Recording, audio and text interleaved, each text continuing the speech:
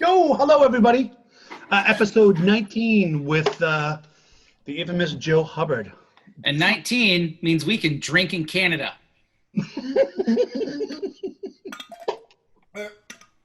Oh, wait. I'm not in Canada, sorry. That's what we think about when we're in Michigan, because we're like, oh, wait, you're 19. 2 hours away, you can go drinking. Dude, that's funny. Oh, wow. I didn't know that. Really? Oh. And you I drive learned over. something today. That's I learned something. Yeah, and that's, before we go on to Joe, who are we brought to by, to John, who are we brought to by today? Well, first, we are joined or brought to by our good buddy Ross over at Golden State Coffee Roasters. I'm out, but it's my last batch. Sadly, as the two guys saw my email Yes. earlier this week, I had some terrible news in that I ground the last of my Balboa. So probably the next week or so. That's the darkest road, right? I The think Balboa's so. darkest. Yeah.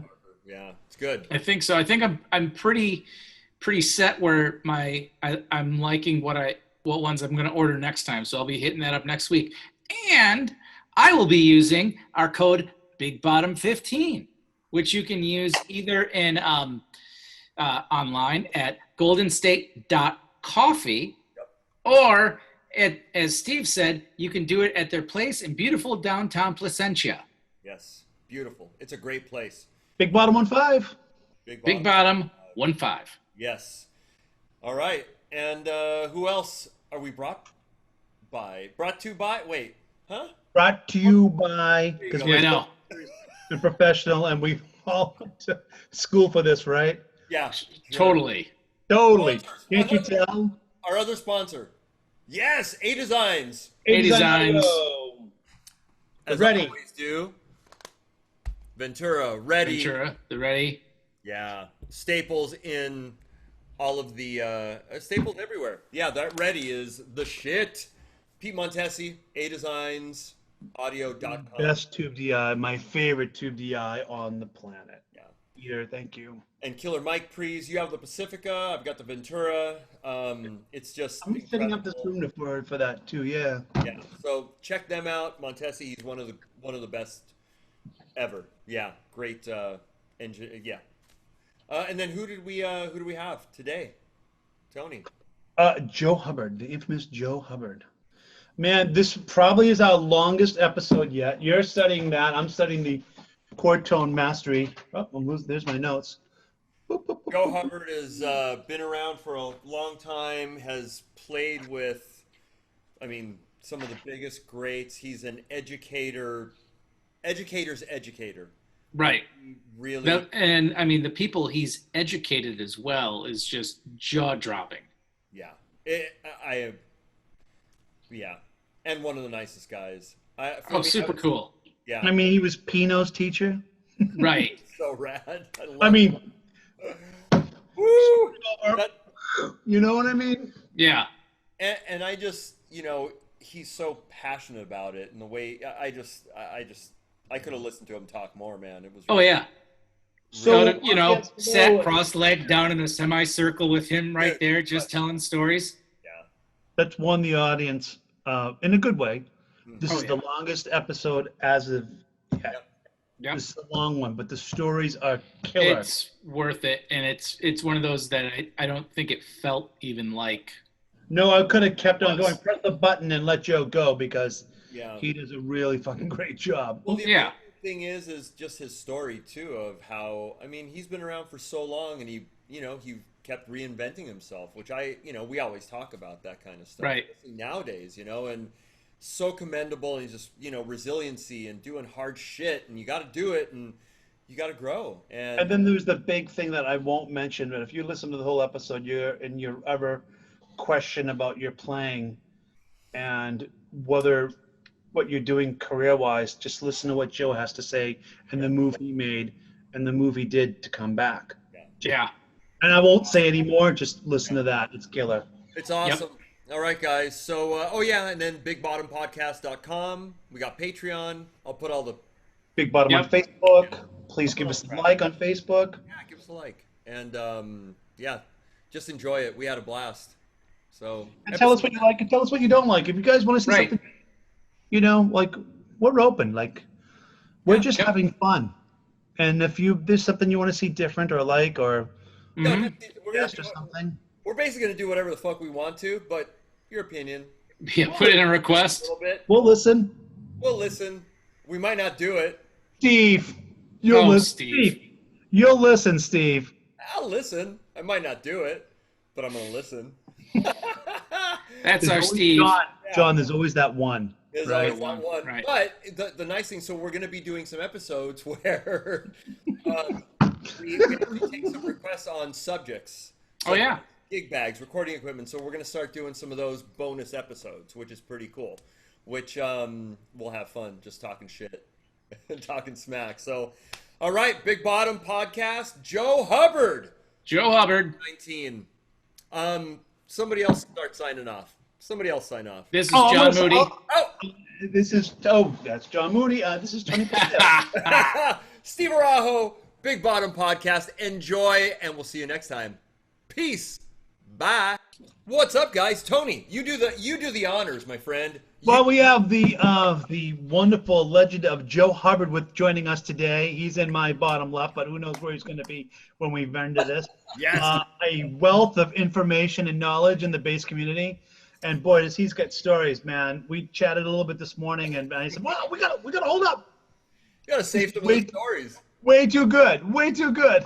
Wow, we're so stoked to have you, Joe. Really, Hey, thank you. Thanks for having me, man. Thanks for having me. Yeah, it's a pleasure. It's awesome. Now you are you're across the pond, as they say. You're in England, right? I am, yeah. Yeah, I live in just outside of London. It's about an hour and a half Okay. southwest of the city, So, yeah, I live out in the country now, so I love it. it's pretty chilled. And I live in a little village, and I've got a studio. That when I moved to this house, it had a double garage that I converted to a studio, but a proper like room within a room place. Had it properly tuned and built. Yeah, so that's where I do all my videos. You can probably see there, and hell yeah. Mm-hmm. They're fantastic.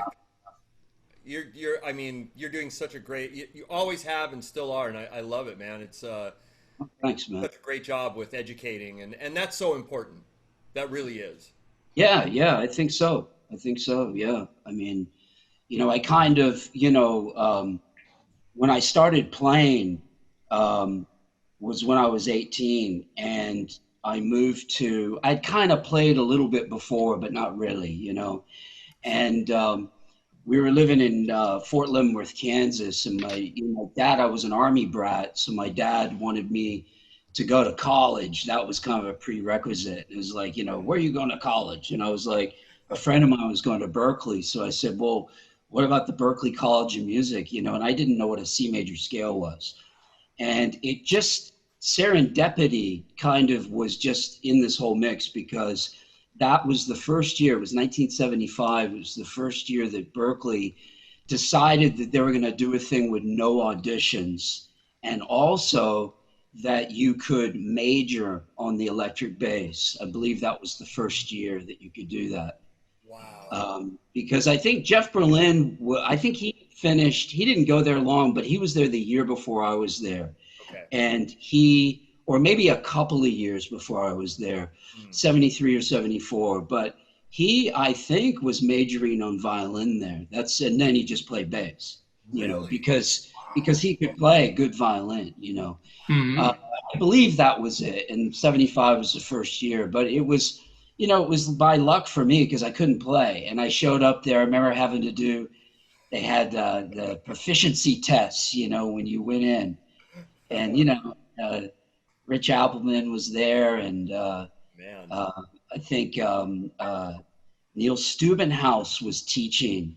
The first semester that I was at Berkeley, Neil Steubenhaus was a teacher there. Bruce Gertz, John Neves, all some really great guys, and then Neves was my first teacher, and it's the sign of the times. Like John Neves was like this old black guy who used to play with like Maynard Ferguson and Stan Getz. And, he was, I walked in like this green high school kid who couldn't play. And he said, well, do you play jazz? You know, and I said, not really. Do you know any tunes? No. Do you know how to read music? No. He said, okay, that's where we're going to start. He looks out the window, and there's that. You remember Bumblebee Bookstore? I don't know if that was still there when you, Tony. I remember. I do remember Bumblebee, actually. It used to be a legendary bookstore that was there, and that's where you bought everything. And he said, pointed that out to me through the window.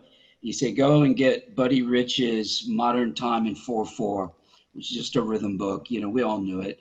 Yes. And he said, and while you're down there, and this was like 9 in the morning, he said, while you're down there, can you pick me up a 6-pack of Schlitz? And, you know, so yeah, I'm not kidding, man. You know, and what a so time period. What a time period. So I go down like 9 in the morning, get the book, buy him the 6-pack, no bag, just walk through the bass department at 9 in the morning with a 6-pack, you know, give it to him. He like pops the can and said, okay, let's get started, you know, as I can say, you know. But yeah, you know, those were the days, man. Yeah, Berkeley. Bruce was teaching back then? Bruce Gertz? Yeah, he was there. You know, he was one of the first guys I checked out as well, and he had just graduated, and he was teaching there. I think it was him, as I can remember. And you know, Steve Swallow might have still been doing bits and pieces there when I was there, but I don't remember him being around a lot. But it was Steubenhaus, Rich Appleman, John, and Bruce were the main guys, and maybe Whit Brown was another guy. And also there were some other guys, John Rapucci, but these were like upright guys, you know. And maybe there was a couple of other guys who were there, but people like Anthony Vitti didn't start till much later. You know, he started way after I left, I think, you know. But yeah, Steubenhaus, I mean, I have a classic story of when I was there and with and Steubenhaus, I was having a lesson because I eventually kind of moved from John Neves to Bruce as my teacher. And the reason I moved was he was a lovely guy, but I couldn't learn anything from him. You know, like I would be playing something and he would go, yeah, it's kind of like an orange and you want to sound a little bit more grapefruit, you know? And I was like, dude, I can't connect with that. I need guidance. So I started studying with Bruce and then just started going out and getting drunk with John Neves, you know, like we used to go to bars and stuff together. And yeah, and you know, like, and that was where I learned the most from John, you know, just from hanging. Wow. But with Bruce, I was sitting in my lesson one day and there's a knock on the door and Steubenhaus, like, you know, Bruce answered and it was Steubenhaus and he looked like wrecked and he said, man, you know, I've been up all night long. Jocko just flew in last night. And apparently him and Jocko were like really close. And he said, you know, they're working on a new record. And that was Heavy Weather. Oh. So he said, yeah, we're working on a new record. And he said, man, he had the cassette of Teen Town. He said, Jocko brought some of the rough mixes. The cassette of Teen Town. And he said, after Jocko left, which was about 3 a.m, I stayed up the rest of the night and transcribed it. So this isn't even out yet, man. Right. You know what I'm saying? And we're sitting there and like, it was kind of like, never mind that it was my lesson, guys. Yeah. You know what I mean? But I thought, I don't care. This is important here, you know? Mm-hmm. Listen to the track and Stu was like kind of taking us through the chart of what he had done, you know, and it was just like insane times back then because so many amazing players at Berkeley at that time. Like, and if you think of the time, 1975, man, like that was the year Jocko's record came out. And, you know, it was a special time for bass, special time, you know. I studied with Bruce too, and I'm sorry, Steve, and I had some funny Bruce stories. I went to him already an established gigging guy after leaving Berkeley, and he would be like, you have chops, but we're going to get mind chops. We're going to get mental chops out of you. Mental. And every time I saw him, he'd be like, we're going to experiment and get mental chops out of you. I'm like, how long? When are these mental chops coming? You know, studying and reading I could play. He's like, and it was the same thing. I kind of hit a brick wall with Bruce, you know, no more mind chops. And then, you know, I think he Yeah, was the I guess last guy. he was a little bit different when I studied with him. He was more like, I guess maybe because he was younger, I don't know, but you know, he was also into exactly the same stuff I was into. Like he was, when I remember going to a performance that he did, you know, for one of the senior recitals of somebody at Berkeley. And, you know, he sounded like so much like Alfonso. Like he had a precision bass and, you know, like the way Alfonso was playing on like George Duke's The Aura Will Prevail. You Yeah, know, yeah, yeah. and I was really into that sort of thing, you know, and I thought, yeah, man, like this guy's doing it all, you know, and he's playing great upright. But, Yeah. you know, and I studied off and on with Bruce for quite a while, actually. You know, because I went to Berkeley at two different stages. I went in '75 for 2 years. Okay. And then somewhere along the line, a couple of the teachers there said, you know what, you need to leave Berkeley now and go play. Mm-hmm. And, you know, we were talking about this earlier, you know, how now no one would do that at any established school, because that'd be like, Right. you know, you're cutting off their funds, you know. But then it's like a lot of the teachers there, that's the way it was. You know, you were kind of there. I guess they could see the people who were there to, that had something in them, you know, I don't know, you know, because I never really remember people who were time wasters at Berkeley. I'm sure there were, you know, I mean, there's huge dropout rates, you know, when I went. That's what I was going to But, say. They probably dropped out and were just kind of gone. And yeah, but I mean, everyone I was associated with were so into the journey of what they were doing there. So I left and I moved to Hawaii, and then that's kind of where my playing career really started, was there. that's, well, it sounds, I mean, you were, it's like language. You were immersed. It was immersion. And you just, I mean, I can't even imagine that. I mean, you were just a sponge with these monsters. You were part of this group, especially 75, 76, you know? I mean, dude, Yeah. listening to Jocko's tape before it was out, that was the mind-blowing, that Heavy Weather was, I mean, that changed so much, you know? Oh, I know, everybody. I know. And it's like, you know, it was such an exciting time, you know, it really was. I mean, there was so much going on. And here's the weird thing, you know, talking about it in relation to today, because there's a lot of young guys and who want to learn, and you know, now everything's connected with social media. It's a different environment completely. Yeah. But the one thing that a lot of the younger guys now think that they can do is calculate their whole career from beginning to end. And you can't do that. And the other thing is that your motivation, in my opinion, has to be that you want to become a good player, that there's some connection with the music, you know what I mean? That you want, I mean, I've had students over the years that have shown up and I've gone like, hey, you know, so yeah, how long you been playing? You know, like a year, you know, what music are you into? I'm not really into anything. And I'm like, dude, what are you doing here? You know what I mean? Like, what are you here for? You know, it's like, you know, you have to have the interest. You have to want to do it.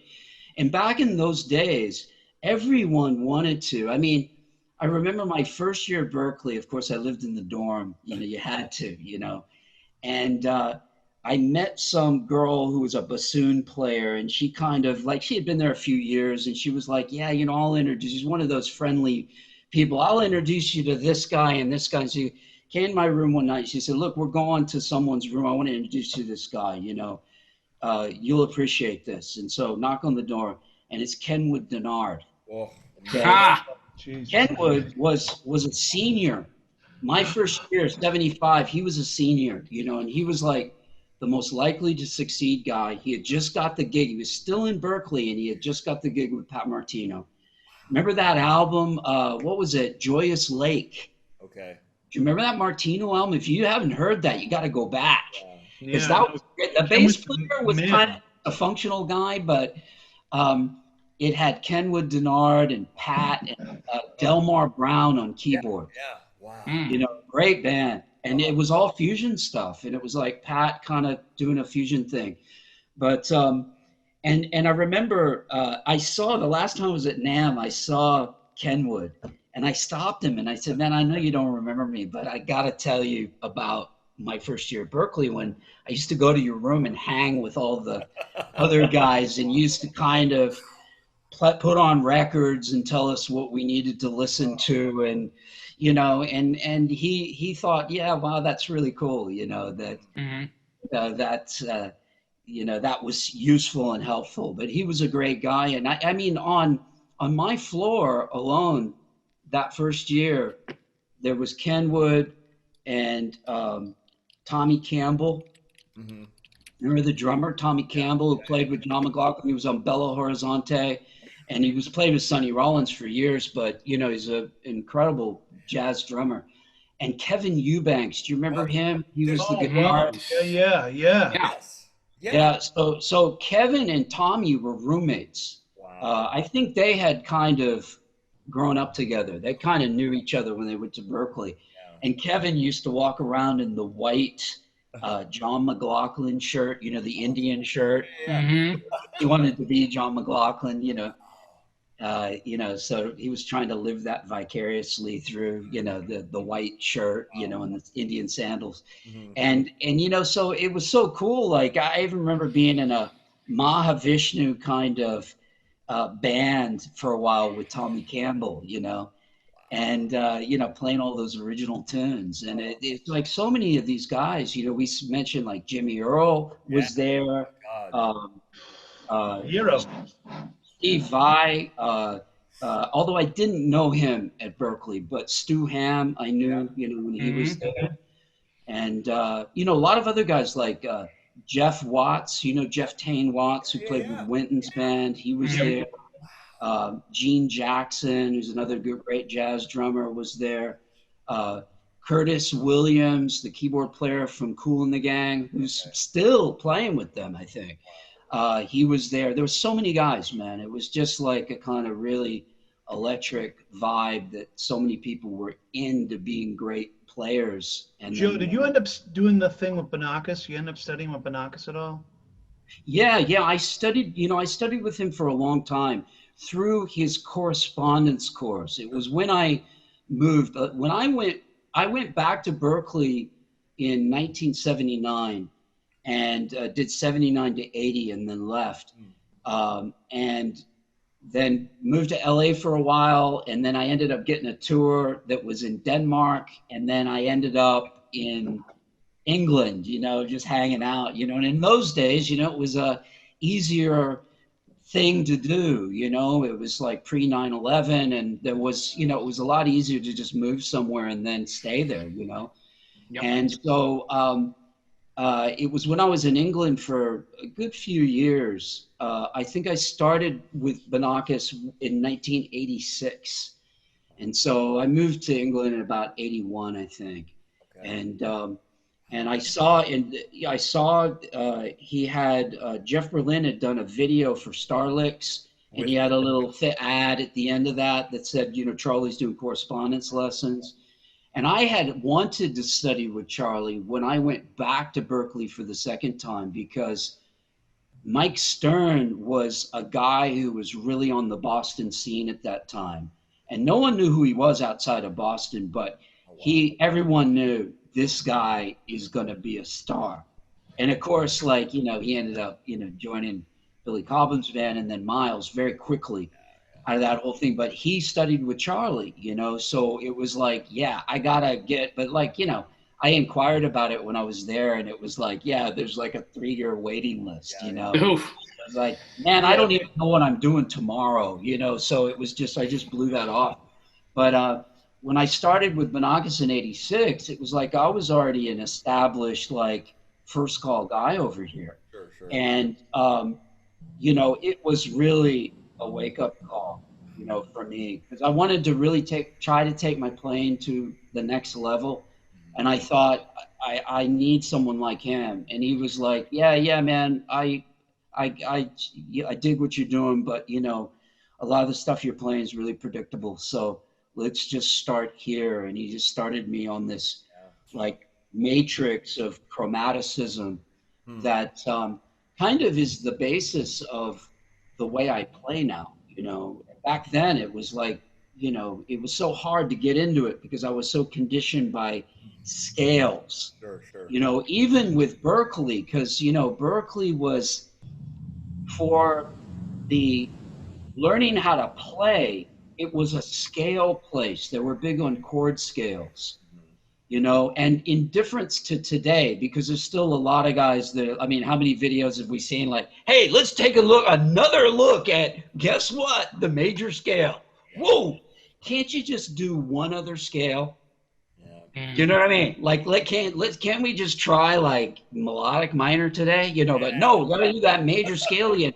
And the problem with a lot of guys today is no one knows any of the avoid notes to the scales.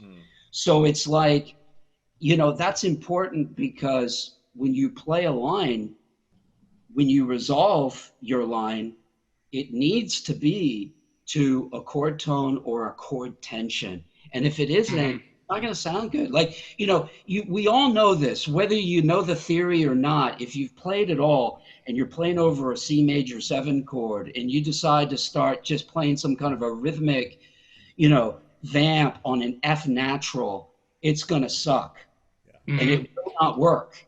It won't work. I don't care how hard you can groove. It ain't going to work. You know what I mean? So the thing is that nowadays no one knows that, you know, but in Berkeley, with, you know, everyone there, you know, would do arranging, harmony, theory, ear training, you know, it was all that those same classes where everyone did that, you know, so drummers were like hip to arranging and stuff. And,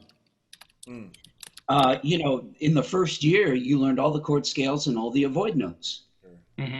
You know what I mean? So that's where a lot of guys today don't know. But Charlie's thing was like, no, it's all about the chord tone. So, and when he said chord tone, he means root 3, 5, 7, but also 9, 11, and 13. You know, depending on what chord it is, you know, because they alter, right? So major 7, you have sharp 11, and that's the whole thing. So the idea is that, you know, with the notes that you play around those chord tones, you're going to have some scale information, you know, that's there, which is mainly, I mean, there's a lot of different ways you can use scales, but within a lot of jazz vocabulary, it's used as, you know, either scale passing tones or diatonic approach notes. So scale passing tone connects two adjacent chord tones. So if I got root to the 3rd, the 2nd is the scale passing tone, either ascending or descending. If I got 3 going up to 5, the 4th is the scale passing tone, right? And then you have choices. So if I have a major 7th chord, I can play the major scale. So I can play that 4 as a scale passing tone. I just can't resolve to it. But I can also play the sharp 4 because that comes from Lydian, right? So the learning by scales, this is the one thing that I try to tell a lot of my students in the beginning is confusing because you have a lot of choices, right? You know, how many lists of scales have you seen? There's all the scales that work on a dominant 7th chord, and you're like, man, what do I play? You know what I mean? And the thing is that a lot of it has to do with where you resolve your lines to. You know what I mean? And then the other thing has to do with if you can't see the chord in the scale that you're playing, you're screwed. So, you know, let's take a half whole diminished scale, right? Okay. What are you playing that over? You're playing that over a dominant 7th chord. Why? Because the chord's in the scale. So you got the root, you got the 3, you got the 5, you got the flat 7. What are the notes in between? Flat 9, sharp 11, and 13. Okay. Do you see what I mean? So, and the thing is with that scale, you can resolve to every single one of those notes. You know what I mean? So it's then, you know, it's a kind of a cool thing. I mean, you know, when you start to look at a lot of guys, you know, because the Jameson phenomena sort of, you know, kind of over the years became a big thing, right? I remember going to LA in 1986 for about a year. I was doing some work over there And, me and my wife just moved over and copped a little apartment, and I was, doing these various gigs while I was there, and then we came back. But while I was there, I met Phil Chen. And Phil's, you ever met him? He's like, Phil is like a total trip, man. Because he's like, he's a West Indian guy who's he's Chinese, but he grew up in the West Indies and then spent a lot of time in London. So he speaks with like a sort of Cockney English accent. But he's got that West Indian thing going on with it, and he's Chinese, so it's kind of like, wow, this is tripping me out. But sweetheart guy, he's a sweetheart. Oh, Phil, man, he's like one of my dearest friends, man. We've had some great hangs, and I think I met him in a music store over there, and he had bought my book Basslines, that I put out in the 80s. And he sort of said, hey, there it is right there. Yeah. I don't even know, Joe. This book fucking changed my life. I think he does know. Look at how it's kept, man. That's how educational books should be. And I got to tell you, Joe, Chromatic Fantasy I played that for one of my recitals. I mean, I've got fucking notes I'm telling you, Joe, this book changed my life, and anybody out there, you need to get this fucking book. It is, this near and dear to my heart, Joe, and I can't thank you enough for putting this out, but I want it autographed just like that. Sorry. Maybe next time in NAMM. Dude, exactly. But I mean, this is one of the Bibles, Samandal, Rabath, Louis Bellson reading text, Basslines. Sorry. Okay, continue. I had to say that. I love it. That's the other one. Yeah, that's the other one right there. That's this is what I got into during quarantine. Yeah. So it's a little newer, but I go through a handful of it every day. Yeah, that's great. There's some great stuff in there, man. I mean, it's all just like really good material, but I studied with Charlie for like 10 years, and I think I figured out, like, in those days, it was he taught via cassette tape through the mail, and the mail over here was really bad in those days. Surprisingly, the mail in the States was great in those days, and now it's terrible. Yeah. You know what I mean? Yeah. But but the thing is, it used to just take forever for me to get my lesson, and I couldn't wait. Like, I'd be waiting, like, is the Charlie lesson come through yet? And but he was just, it was insane when I first started studying with him, because I thought, I'm doing everything wrong. I gotta like change everything. I gotta change like everything I'm doing. So I tried to kind of wipe the slate clean and start over again, but it was really affecting my career, because I was going on gigs, and like people were saying, like, hey Joe, like, is everything all right, man? I'm really playing the way that you used to play. Like, what's happening with you, And I was going, no, man, I'm into this guy, man. He's changing my life. This is the shit, And so I mentioned it to Charlie, and he said, man, you can't do that. Like, you brought to the table a lot of stuff, He said, I don't want you to do that. Just add to it. Sure. Yeah. He said, you got to remember, you are you. And you have all those personal traits, and all that stuff, and you built a career, And so, he was a wise guy. One of the things he said to me is, never confuse your artistic development with your career. Such a good thing to say. Wow. Never confuse your artistic. I so regret getting on that list too late. I remember talking to him and said, he's like, oh, it's like the 2 to 3 year right now, and he was not far from where I live, like in the North Shore of Boston, It's in Manchester and Peabody. It's like, 25-minute drive or something like that. So it's like, oh, yes.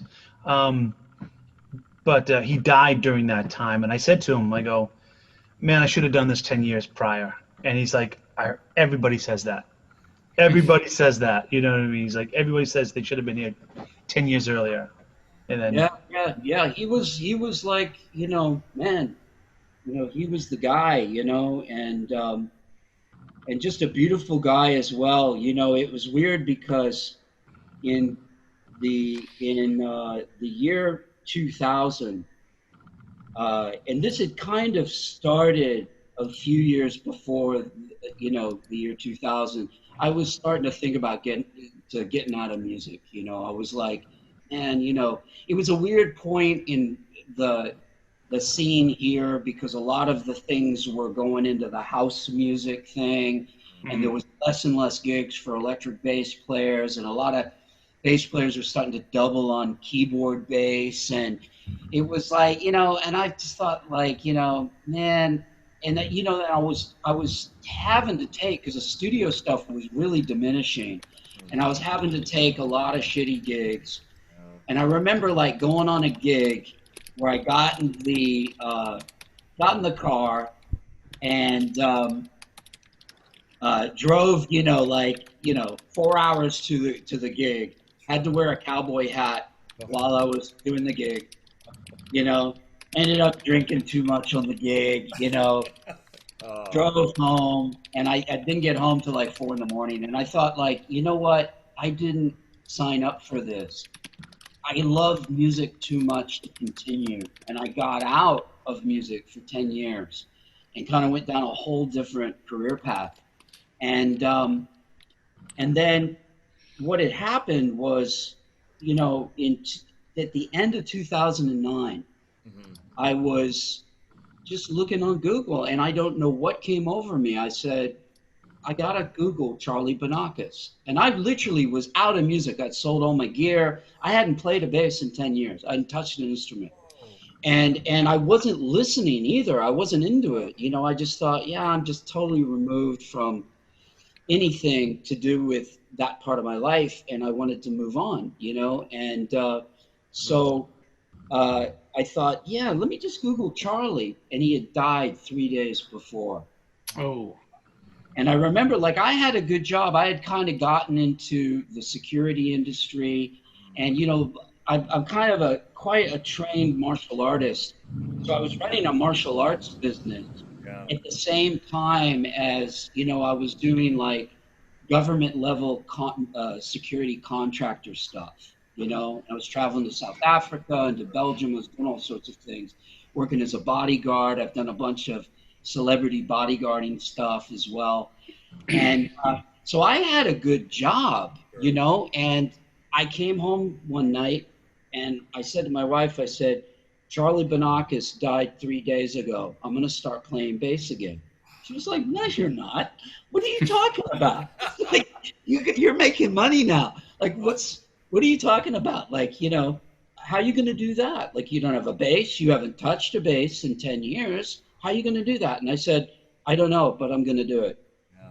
And I ended up buying a Cort 5-string bass, which actually wasn't that bad. It was kind of like a jazz bassist copy. It wasn't great, but it wasn't bad.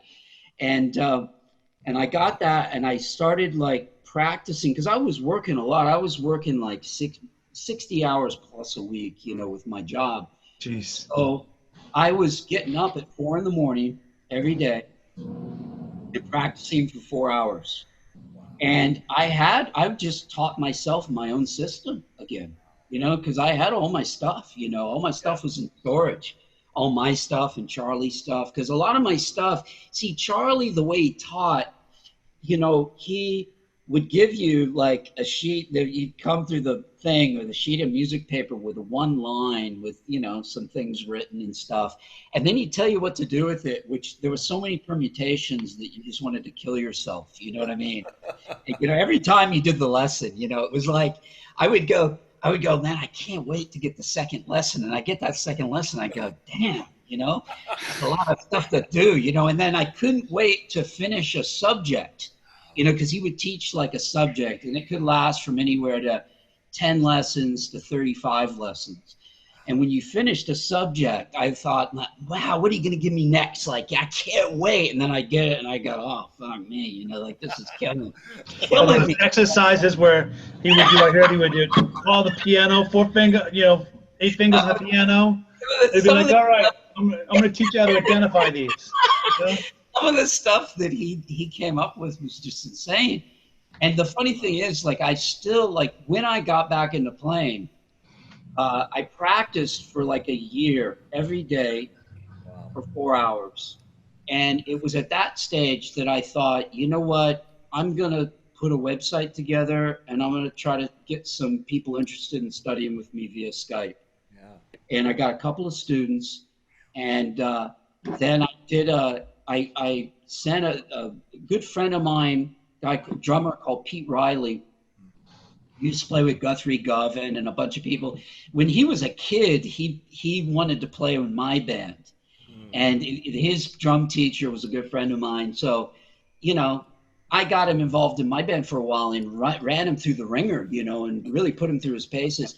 And so I got in touch with him and I said, hey, you know, you're teaching at this school called the Academy of Contemporary Music. Can you get me like a clinic there, you know? And he said, okay, I'll put you in touch with the guy who runs the bass thing. And so I get in touch with this guy called Nick Preston, who, unbeknownst to me, was a former student of mine. And I didn't know, I couldn't remember him. Like, I didn't remember the name, you know.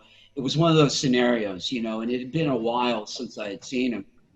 And so he was running the whole school. So he contacts me. He said, look, yeah, I can get you in for a seminar. I don't know if I can hire you, but I can get you for a seminar. So I thought, wow, I wasn't even asking him about a job. I was just asking if I could go and do like a workshop there, you know?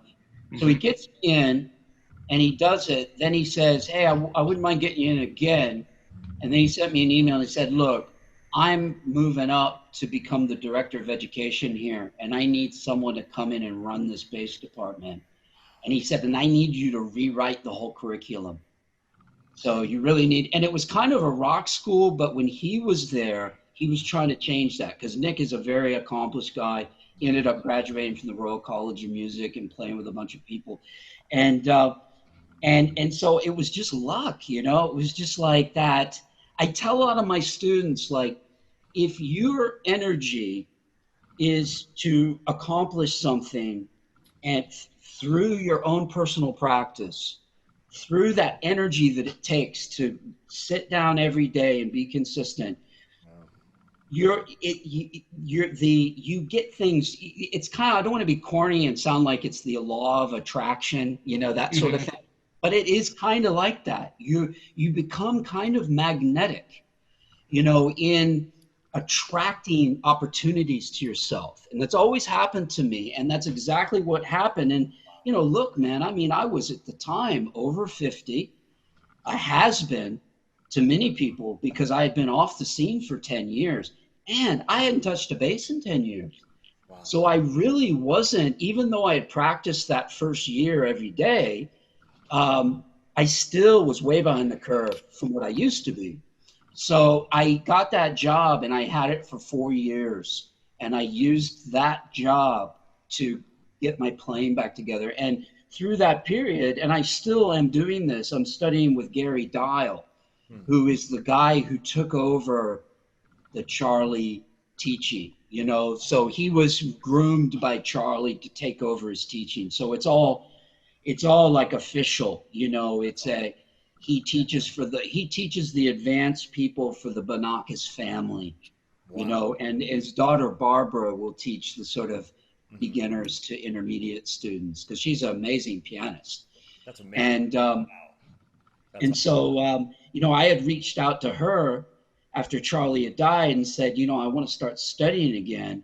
And she said, yeah, you need to contact Gary because he's the one who could help you. And so I still study with Gary now, and you know he's got me into like all the sort of Coltrane 251 sort of substitution stuff, and it's like, it's insane. You're like Charlie, like you've probably seen some of this stuff in various books, you know, where people say, you know, here's how to, like, use the Coltrane changes to play and substitute over this stuff, but you'd never seen it the way Charlie came up with it. Yeah. It's like insane.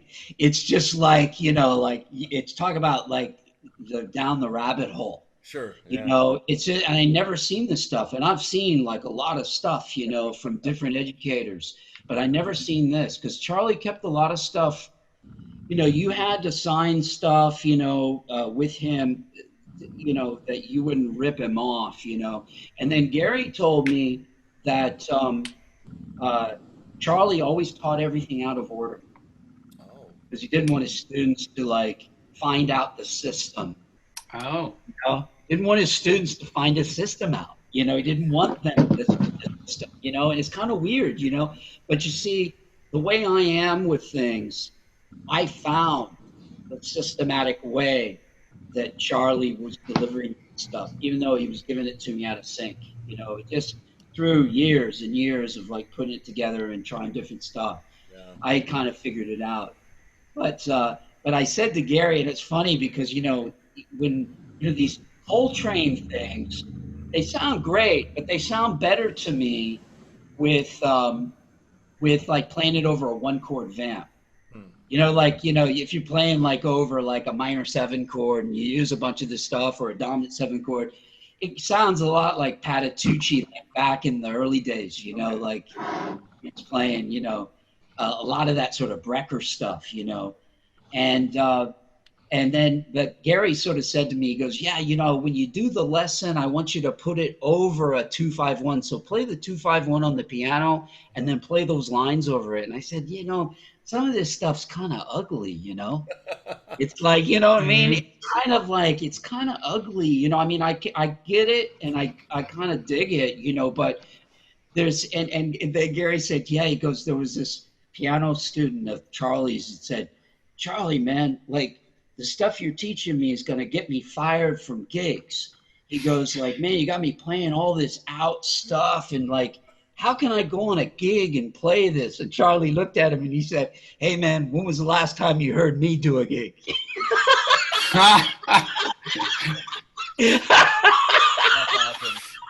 Because, you know, Charlie just taught, you know. Yeah, just educator. Wow. But there's some interesting stories about him. I mean, somebody told me that Miles called him, and this was around the time when Stern had joined the band, and because there's a great story that Charlie actually told me when Stern joined Miles's band, and you know, you're talking about those ear training things a minute ago, where the clusters and thing, you know, where Stern like studied with Charlie to the point where he could hear an 11-note cluster.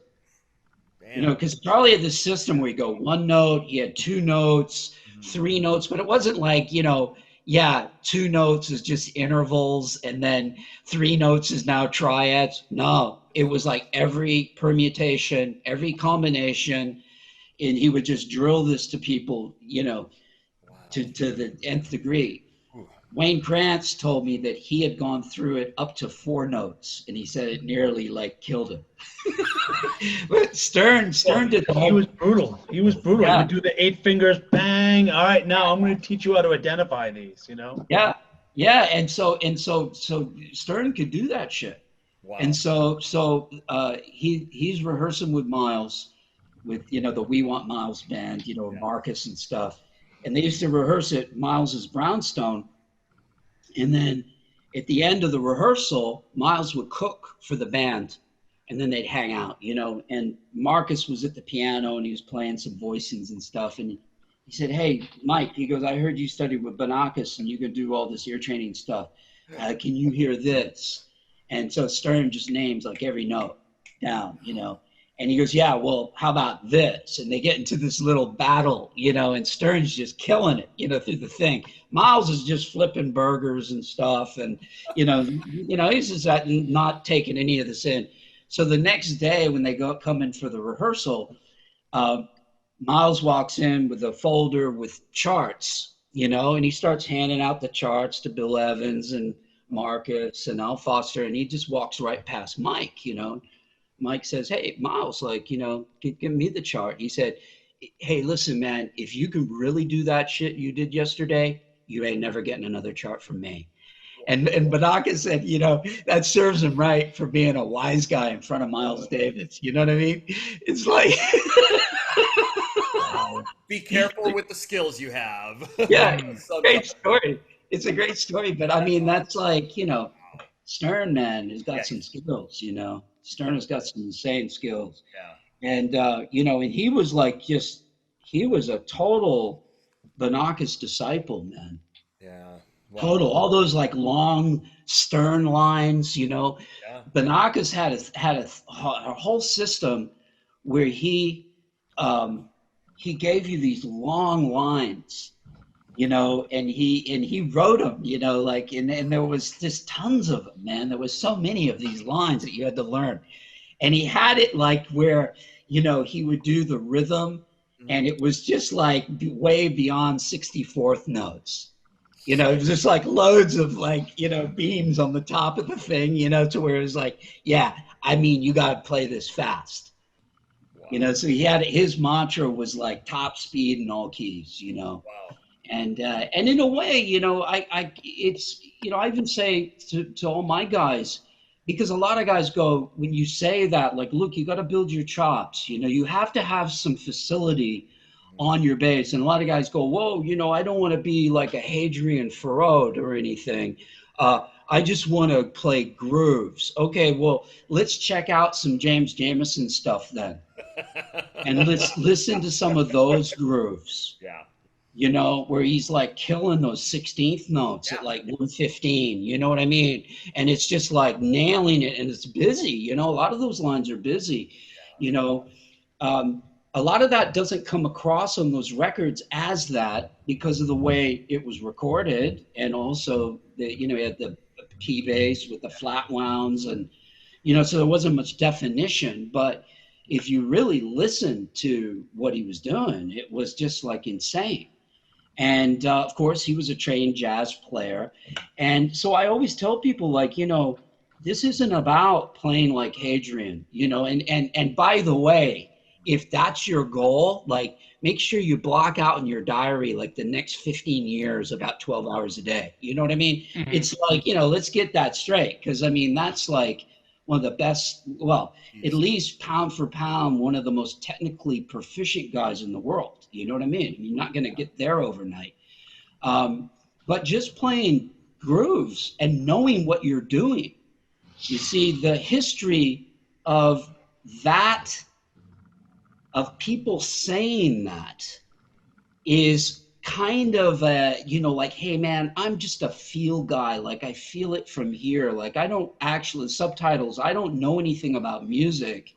I just play from the heart. But it's like, dude, that's not the way the greats are. The greats are not like Jamerson. He wasn't like that. Yeah. He wasn't a feel guy. I know there's a lot of guys that say that, but like a guy who says that, kind of, he doesn't really say it in this way, but a lot of people interpret what he says, because he's such a laid back guy, as Pino Palladino. A lot of guys think, he doesn't know what he's doing. He's like, he can't read music. He can't do this. Well, somewhere along the line, like, somebody interviewed Pino and said, hey, can you read music? And he said, yeah, I'm not really that good at reading music. Because in Pino's mind, a good reader is Anthony Jackson. A good reader is Neil Steubenhaus. You know what I mean? Like, those are the standards that he's like attributing a comment like that. It's like, but I had a student called Andy Creamer who played a while with Narada Michael Walden, and he did a sub for Pino. It was for, I can't remember who the artist was, but he basically just subbed for some of the rehearsals, because Pino couldn't be in some of the rehearsals, but the band needed to rehearse, so they got my student in. And this guy told me, he said there was a whole pad. It was all written. He said everything was written, and that's what I played from when I went in. So, and I know Pino can, he might not be the guy who can go in and do like, like the 6 jingles in an afternoon and just like bang out like live TV stuff and, be the guy who's going to be the bass player at the Emmy Awards. You know what I mean? He's not that guy. Carlitos But Puerto is the guy doing that stuff. So. yeah. I mean, he knows and that's a different kind of skill set, Steubenhaus, Jimmy Johnson, Yeah. all those guys, just killer in that area. Those guys are the real deal. But Nathan East, I asked him once, he came over to do a seminar for the Bass Center over here.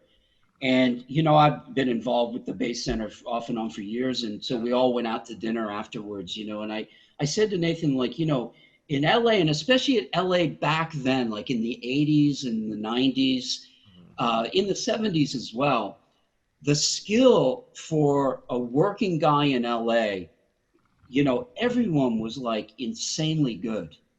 Like, you didn't have people that weren't good working in LA. I mean, you just didn't have that, and everyone could read, everyone could play, everyone had the right gear, everyone had a great attitude, And I said to Nathan, like, look, I've lived in LA and, most of the guys that I knew in the circles that I was around could read and everything. What separates guys like that from guys like you and Jimmy Johnson and Abe Laborio, these kind of guys? And he said, it's simple. He goes, we're the guys who can read, but simultaneously reinterpret what's going on.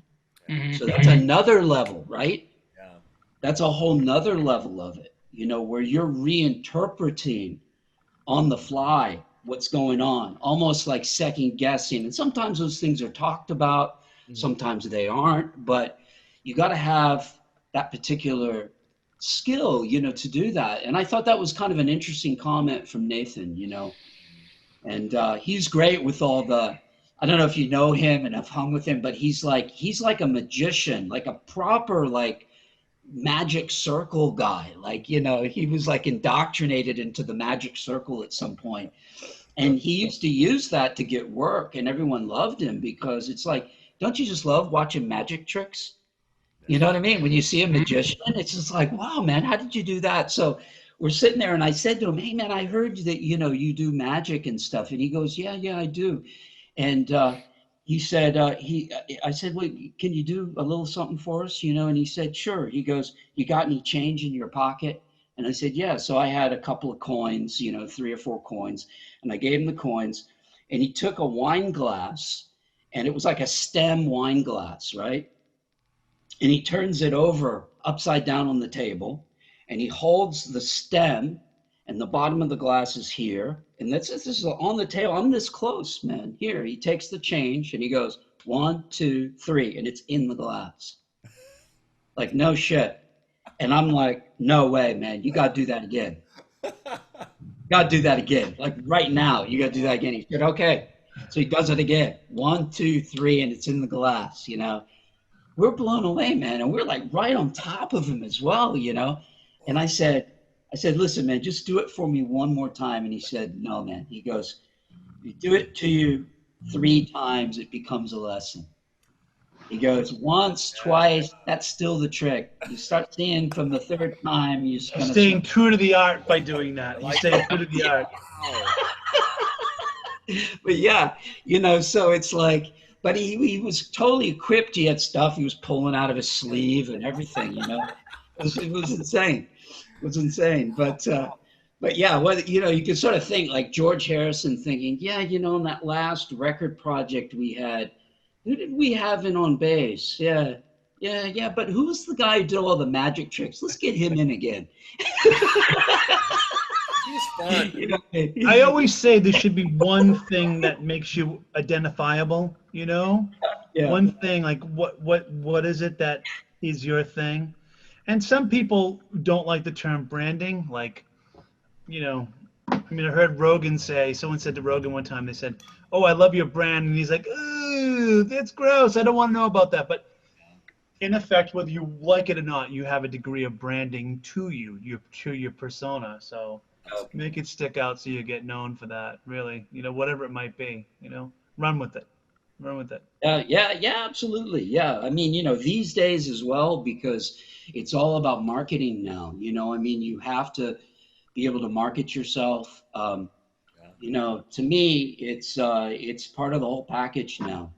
With my online courses that I teach, this is very important. And also, what a lot of guys don't realize about me, I'm a one-man band.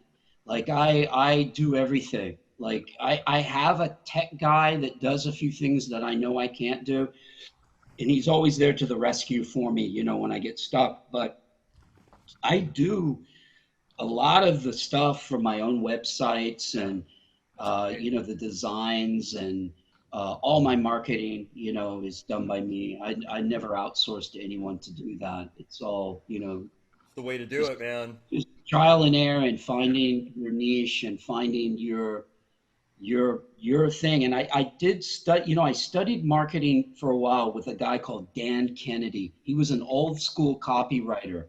Okay. And he was the guy who got the gig copywriting the infomercial for Anthony Robbins, the Unlimited Power thing. So he did that, and he made 150 grand for the copywriting for writing the copy for that infomercial. And I remember him telling me, he said, listen, Joe, he goes, what you want to do is look at your niche, look at everyone who's your competition, and then do completely the opposite. And that's what I kind of have always done anyway, because my stuff is based on quality. It's not based on tricks. It's not based on hacks, tricks, any of this kind of stuff. It's based on real stuff. If you want to become a good bass player, I'm going to give you the tools that is going to enable you to do that through your own practice, because you have to do it yourself. Of course, we all know that, right? Mm-hmm. But that's where I'm at with it. I don't care. Like, I've had guys write me emails and saying, hey, I saw, I'm looking at other guys' videos and stuff, and I think you should just kind of succumb and start giving people what they want. And I always write back to these guys and say, how come you think that I'm not successful doing what I'm doing? Right. You're insinuating that I'm not successful doing this. You see it? Oh, what? You don't have clickbait titles like why five-string basses suck? Well, here's the thing. Because, to me, if you have a title that entices someone to click, that's fine if it isn't hyperbole. You know what I mean? If it's actually real, I'll give you an example, because, the internet, man, when you put any stuff out there, you're a fair game for anyone to come after, right? Mm-hmm. So, when I did my Jameson, I did my first Jameson video, and of course, I'm usually a one bass guy. And at the time I was playing Roscoe basses, and I had one of their, high-end boutique basses, and I'm doing a Jameson video, and it was kind of in the style of Jameson. And, I put some foam in to get the dead sound, but, people actually, there was a guy, one of the commenters on that video threatened to murder me. Trolls, man. Yeah. So you get this thing, So, and it's and the funny thing is that that's the biggest watched video that I have. Yeah. And it's two camps going at each other on those comments. And I eventually just left them all up there. Yeah. And just kind of stopped getting bothered by it. In the beginning, it was man, try to reason with some of these guys, but no. This is the thing. But I put out a video. I've done a couple of story videos. I did one on Jocko, and I did one on Pino, because Pino was my very first student that I ever taught. So when I moved to the UK in 1981, Pino was the first guy who called me. I was working when I first got here. The first gig I got was with Michael Giles, who was the first drummer in King Crimson. Wow. And he had this kind of progressive thing that he was putting together, and and it taught me a lesson about how some of these like rich rock star guys have these projects that they want to do and then never end up doing anything. Because we had this band and it was great and we were rehearsing, but it never did anything. And it was like all the talk about how it was going to go great and all this stuff. Yeah. But you know, through that period, and I was starting to pick up some gigs, I put out an ad in Melody Maker magazine, and I said, you know, people, I told them I went to Berkeley and that, you know, I was living in the London area, you know, if you want lessons. So first guy that rings is Pino, you know, and comes over and does his first lesson. And so the lesson that the video that I did, one of the videos on him that I did, the title was Something I Taught Pino Palladino. You know, and I showed an exercise that I taught Pino, and it was the concept, you know, it was a chord scale thing. And I showed how, you know, to play through these, you know, linking. It was kind of an interconnecting scale exercise type thing. And I showed it, and a bunch of guys came up like, hey, yeah, that's like, yeah, good try. That was a bit of clickbait. Yeah, whatever. Great lesson, though, you know. And it's like, I had to answer that. It was like, no, this isn't clickbait. I did teach Pino Palladino. Yeah, but you could have just written something I taught my neighbor. And yeah, Pino wasn't my neighbor. You know what I mean? But this is the way people get with that. So, Right. you know, maybe it was clickbaity to get people to click because Pino's name is very clickable. But I actually taught him, you know. Yeah. So that's awesome. That's the. Yeah. I mean, it's a for real deal, and like all the three of us, we've all gotten something online. We've all dealt with some sort of bullshit. Still do. Believe me. I think the best one for me is usually when someone's like, I suppose you're correct. And I want to be like, no, this is what I'm, you know, what I'm knowledgeable on. I don't suppose, I am. Yeah. Yeah. Well, people are really comfortable with anonymity and able to say whatever the fuck they want to without any repercussion or anything. They can just hide behind, and then you look at basically most of those people that comment, you look on their page and there's nothing there. All they're there, it's like it's a blank account, so they can just. And none of us are anonymous. We're all, you know, have our respective reputations. So yeah, I mean, we're brave enough to put our real names as our handles on Talkbase. I mean, there's not a day that doesn't go by that I don't get at least one message on Talkbase about something. And some of these people I know, and some of them I'm like, oh, this person just joined a month ago, and they have not a picture, no information, no nothing. So I have to handle it very, very openly and carefully and choose my words correctly, you know. Or just ignore it. Just ignore it, man. Yeah, it's an interesting concept. You know, it's like, I always say, like, none of those guys, like if you were at NAMM or something, would come up to you and say anything. No. You know what I mean? They wouldn't say anything. They wouldn't dare. They wouldn't dare put their own self on the line to come out with anything that was like, you know, assy or something, you know, to your face. Or even just put something out on the internet, like, well, I got some video, like, put something out, like. Yeah. Oh yeah. Well, that's what I say. Like, if I see a guy, like I've had every time I've done, like the last Jameson thing I did, I actually did it on my P bass. I've got a P bass copy by a company called Bass Collection, and you know, it's a P bass, and I've got flat wounds on it, and I did a thing playing the outro of What's Happening Brother by Marvin Gaye, and talking about how, you know, Jameson used to love to use the 6 instead of the 7 on major 7 chords. So that would be like his go-to extension over the major 7. And you know, I finally thought, like, you know, because the first Jameson one, I had the Roscoe. You know, the second Jameson one, I think I did it on my Bass Collection jazz bass. And then the third one, I actually did it on a P bass with flat wounds and really got the sound, and the backing track was pretty authentic. I put some time into that. And like no one really, like, that's had the less views. Because it's like they can't really moan about something. Like, you know, like on the second one, it's like Jameson didn't play a jazz bass, man.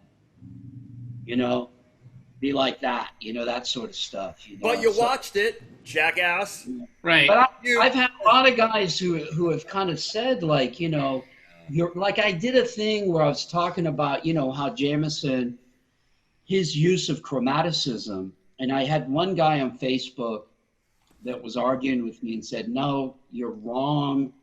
Jameson's whole vibe was his rhythm, and it had nothing to do with the chromaticism that you're talking about. Well, I could pick any of those tunes in the Stay in the Shadows of Motown, like all the hip ones, you know, like Right. What's Going On, or, you know, I Heard It Through the Grapevine, or Darling Dear, or Burnett. Any other Wonder stuff, Stevie Wonder? You know, yeah, any of those things, and you see straight away, for once in my life, you know, you go chord tone, there's a double chromatic approach from below, diatonic from above, back into a chord tone, scale passing tones, chord tone, chord tone, chord tone, chord. Yeah, this is what he uses, you know, through this.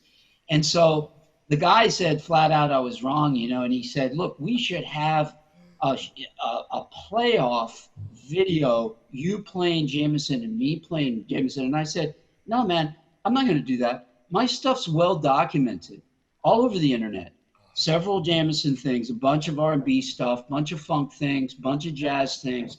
I said, what we need to hear is you playing. So feel free to submit anything that you got. And the guy just turned totally violent on me, you know, and he ended up getting banned off of this forum called The Bass Guitar there. But, you know, the thing about it is that, you know, it's like, dude, you know, yeah, if you got something to say, show me. Because there's some great new guys on the internet that, you know, are new guys, you know, who are playing amazing, you know. So, yeah, and those guys, they put their videos out, you know, for everyone to see. So it's like, yeah, that's what they should do. You take it with a grain of salt, the size of a Kardashian booty. You know what I mean? You know. I think, like, well, you know, if it's what you feel, and you know, it's all about soul. You know, like, just if that's what's in your soul, you put it out there. It's like, that's what it is, man. Anybody else has anything to do, go ahead, put it out there. But it's a hard thing to even do that, and a lot of people don't understand that, and they think it's easy, and it's not easy, man. Yeah, they do. And I think with the whole lockdown thing and this whole current state of affairs, what did, like, a lot of guys want to do? A lot of guys suddenly want to put out online things because there's no work, right? Mm-hmm. So a lot of guys think, oh man, that's easy. I can do that. Put a YouTube channel together. No, dude, this is not easy. It's hard. I always say, I love doing all this stuff, but editing is a pain in the ass. Oh yeah, you're right. I fucking hate it, but I love it. But it's a labor of love. It's got to be soul. Like, it's, oh man, it's a pain in the ass. Getting all that shit together, lining shit up, doing but you know, you just have to keep doing it and doing it. And guys think it's easy, and it's like. Yeah, you're doing a great job, by the way, as well. You know, like, you know, the whole thing about, you know, so many guys doing those gear things, you know, and it's good to see, you know, some good stuff with that, you know, and balanced, and you know, not just like where you know, it's a very one-sided kind of bias toward reviews, you know, towards it. So yeah, I'm digging what you're doing. Thanks, man. It's just being true to ourselves. Like all of us, we always talk. It's like, man, this is what we're doing, and just put it out there. That's it. You know how, Joe, how this started? The three of us, I tell the story, so I'm sorry to the audience that hears this. You know what I mean? So I think it's on the Big Bottom bingo card at this point. It's like might Tony as brings well up be. the story. That's terrible, John. But we were chatting on via text message for a couple of years. Yeah. And it's so bad, dude. And then, like, we were like, all this industry stuff, and we're like, we need to put this out to everybody. And then COVID hit, and we're like, hey guys, fuck it, let's do it. Let's fucking do it. Yeah, no, and it's good because, you know, this is, people dig this kind of stuff, where people can hang out and, just candidly kind of observe and listen to stories. I think that as well, like stories, like when I grew up playing, when I moved to Hawaii, that's where my career kind of took off. Before I moved to the UK. And, Hawaii had an incredible music scene. And I don't know if you ever heard of that band called Seawind. They were like an LA band, but they were from Hawaii. Laborio played with them for a minute, right? No, Kenny Wilde played bass with them. Okay, all right. Sorry. Yeah, a guy called Kenny Wilde played bass. Okay. Yeah, they were from Hawaii, and Harvey Mason went over there and discovered them and signed them to CTI Records and brought them to LA. And then the Seawind Horns played on all that Quincy stuff, all the Michael Jackson stuff. Oh, no shit. Jerry Hay, Larry Williams, Bill Rettenbach, those guys, Kim Hutchcroft, they played on all of that stuff. Wow. Like they were the top horn section guys for probably well over 10 years, in LA. And then the rhythm, like Ken Wilde used to do a bunch of stuff, and Bob Wilson, the drummer, was great. And so I moved over there after I left Berkeley. That was in '77. And my brother lived there, and I just kind of moved over there on a whim, I don't know, I'm going to try to do something. I was just getting ready to put my application into Pizza Hut. And this guy came up to me and he said, "Hey man, I got this, there's an ad for a bass player playing in a Honolulu show band, because there's a big tourist music scene there, right? In Honolulu. And it says you got to be able to read music." So I thought, yeah, man, I'll ring this up. So I rang the guy, and it turns out the MD was a Berkeley grad. Whoa. And he goes, "Well, listen, can you read? And I said, "Yeah, man, I can read music." And so he said, "Come down and audition." And I got this gig. And it was suddenly I'm working 6 nights a week. Wow. And, I'm making, I don't know, this is 77. I'm making about $270 a week, which at the time was a lot more than I'd make at Pizza Hut, and I got a little flat right in Honolulu. And then, what I do is every night after the show, I'd go into Honolulu to all the night spots where they had live music, because there was so many live music places, and I would sit in. And that's how I kind of eventually got, after about 6 months, I got a gig with an artist in Hawaii called Noelani Cipriano, who was a great singer and kind of funk, R&B, commercial, and she had a record deal.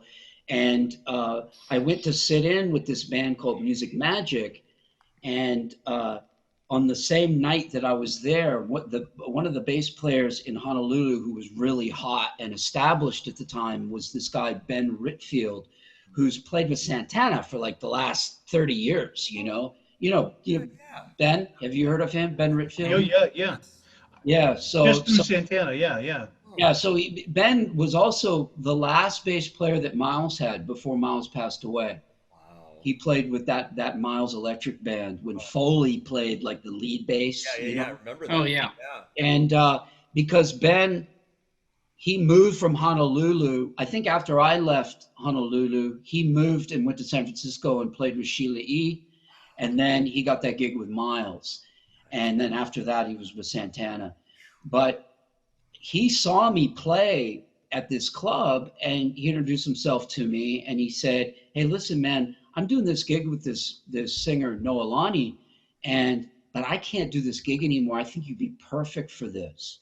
So he said, "You gotta have to audition, but I'll hook you up." And he did, and I was suddenly playing on a real gig, and we were doing tours, and we had residencies, and it was pretty exciting, And that kind of went on for a while. And then there was a guy who was from San Francisco. He was a Filipino-American guy called Flip Nunez. And he used to play with a band called Azteca. I don't know if you remember those guys. And Azteca were kind of an offshoot from Santana. You know, they kind of had like, you know, Neil Schon played guitar, and they had people that were involved with Santana. And they were kind of like a Santana-y Latin Mhm. kind of jazz, but not really. And Flip played keyboards with them, and I was really into Santana for a long time. And so I went to a union meeting to like join the union in Honolulu because I was doing these show gigs, you know. And Flip is at this union meeting. They said, you know, we're really pleased to announce, and there's like 4 guys in this union meeting, pleased to announce that we have a new guy from San Francisco, Flip Nunez, who's just joined the local union here, and he's a real pro, so you might want to get to know him. And I thought, man, I know this guy. So I went straight up to him and I said, hey, you know, I want to play with you. And he said, well, you know, I'm doing this bebop gig in Honolulu, and it was a place called Keone's, which was like the real deal bebop place. Yeah. Like the place like you couldn't play and they'd actually boot your ass out the door. You know, that kind of place, you know? And so I said, he said, yeah, come down, man, and sit in. So I went down and sat in, and I just completely stepped all over my dick, you know what I mean? And like, I couldn't really play jazz at that time. You know, I could play kind of fusion funk, Uh-huh. like Billy Cobham kind of stuff, you know, and I could play a lot of different things, but I couldn't play jazz, you know, it's completely exposed. So, but he was cool. He kind of saw me as being a hungry guy, you know? And so he said, you know, yeah, you know, you need a lot of work, but, you know, hey, come down and hang out anytime, you know, type of thing. So I used to go down there a lot. And so the years went by, and I was like in Honolulu for like 3.5 years. So my last year there, I'm working, I'm doing a residency with a fusion band called Insight, with this great trumpet player called Eddie Ramirez, and we used to do Brecker Brother. We were like a Brecker Brothers tribute band, man. We used to do all Brecker Brothers stuff. So I got to stop you right there. When you have a fusion band doing a residency, that says a shit ton. Okay. Yeah. This was different time period. This was the way Hawaii was. It was very, very music centric. And so and this was in a Holiday Inn lounge, and I'm not shitting. And we were doing this. We were playing like Steven tunes, Brecker Brothers stuff, you know, all the cool stuff, you know. And I was at a rehearsal with this band, and we're doing the residency, and we're rehearsing during the afternoon. And I get a call at the bar, and it's Flip. And he goes like, hey, I'm trying to track you down, man. And I said, what? He goes, listen, I need a bass player for this gig, and you need to start tonight, or the offer is off the table. And I'm like, okay, that's fine. Do I have the gig? He goes, yeah, you'll have the gig as long as you can handle it. As long as you can actually handle it, you can have the gig. I'll give you the chance, but you got to start tonight. I know this is terrible, man. Hung that phone up. All the guys in the band, I said, guys, I'm sorry, I'm out of here. And I just walked out. I just said, I'm out of here. And I started that night. And that was the beginning of trial by fire for 1 year, man. This guy raped me through the coals. Wow. Forwards and backwards. It was so hardcore. I can't tell you how hardcore it was. So just to give you an example, like every night he would roast me. Oh. And the first night, so I go in on the first night, and I was like so excited, man. I've got the gig, you know, and not even thinking like, man, you gotta play this stuff. But my playing had got a lot better, you know, and he knew I was hungry. So I was on that cusp of still not being of age, but he thought this could either make you or break you if you can handle it. So I said, okay, great. What's the set list? What's the set list for the first set? He goes, we don't have a set list, man. You know? And I said, well, you know, could you give me a list of tunes maybe so I can understand what we're going to play like from set to set? And he goes, you know, that would be impossible because I know over 3,000 tunes. And then he just walked off. So I'm like, shit, man, this is serious. So I used to sit there like, you know, like there with my bass and I had a real book. That's all I had.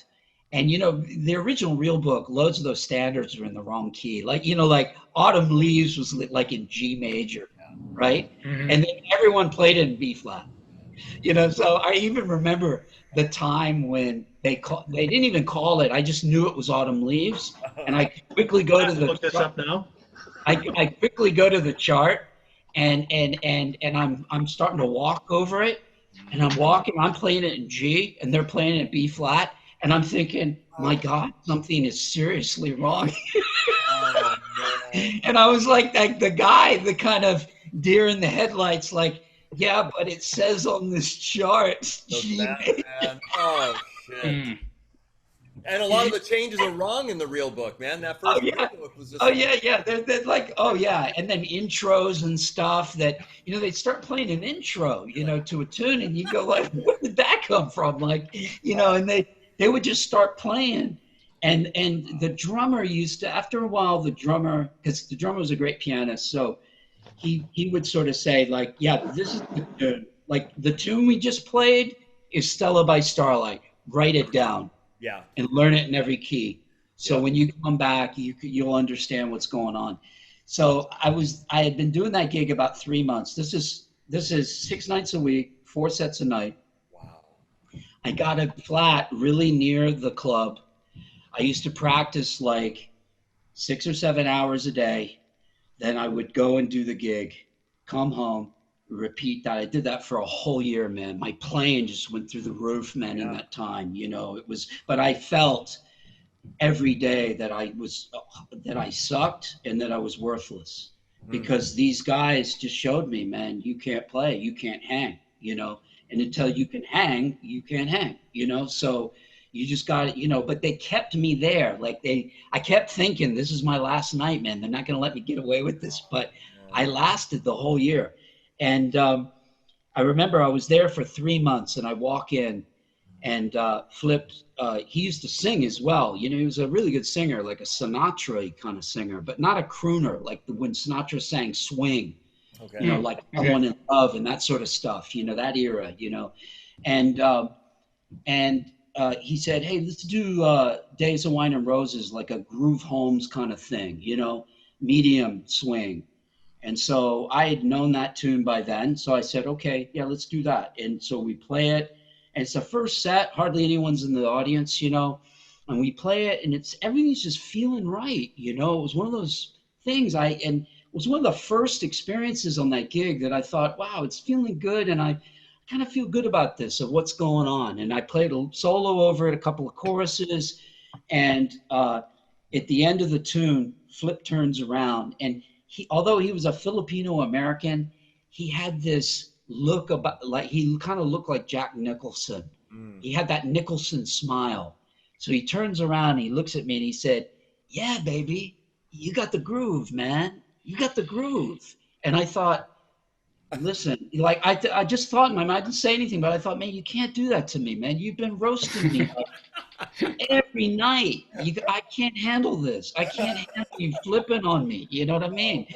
Oh, so of course he knew this. So he knew this was all part of the lesson. So the next thing that he calls, he was like, yeah, great, man, swinging. He goes, okay, let's do Oleo.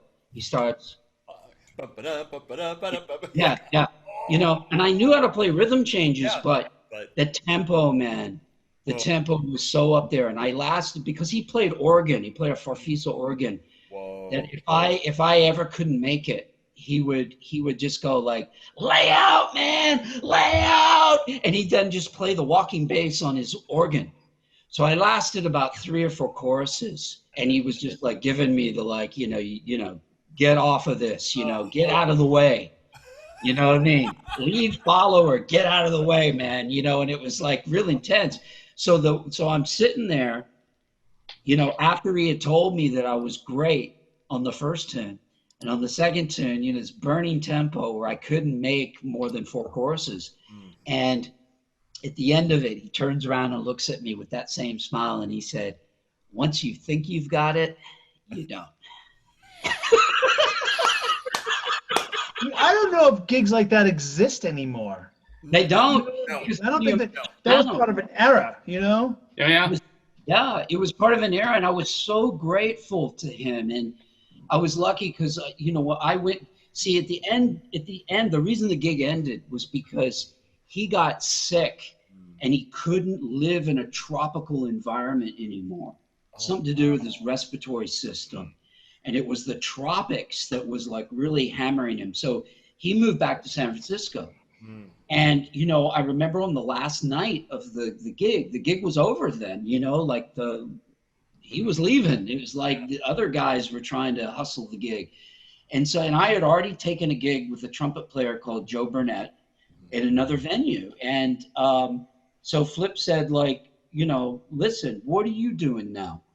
Like, what are your plans? And I said, well, I'm joining Joe Burnett's band, and I'm just gonna stay here. And And he said, no, you're not. No. People retire in Hawaii, man. He goes, you got to go to New York. That's where you got to go. And so it was like, yeah, I got to go to New York. So that's when I went back to Berkeley, to do that. And while I was at Berkeley, when I went the second time at Berkeley, the first day I walked into the Berkeley bass department, I was so excited to be back at Berkeley, man. I walked in the Berkeley bass department and I thought, I want to see if anyone's there. And no one was there, but on the corkboard was just a piece of music paper folded in half that just said, Jeff Berlin, bass lessons, and had a phone number. And that was it. And I thought, no way, Jeff Berlin is in Boston? Is he teaching at Berkeley or what? Well, it turns out that Jeff was, he was living in New York. He was touring with Bill Bruford, and his spot with Charlie Banakis came up. And so he chucked everything in to move back to Boston to study with Charlie. And that's kind of like the cool thing about him is his commitment to music. Like, it was like, again, like the career, like he was, when he lived in New York, he was working a lot of jingles, man, because Jeff's reading skills are off the chart. They really are. Like, he's one guy, he can read anything. Like, you put anything in front of him, he can read it. It's just insane. But he moved back to Boston. So he was gigging with guys like Stern. He was gigging with everyone. Like I saw one gig with him that had Tiger Akoshi on trumpet, Mike Stern on guitar, Mike Clark on drums, and Jeff on bass.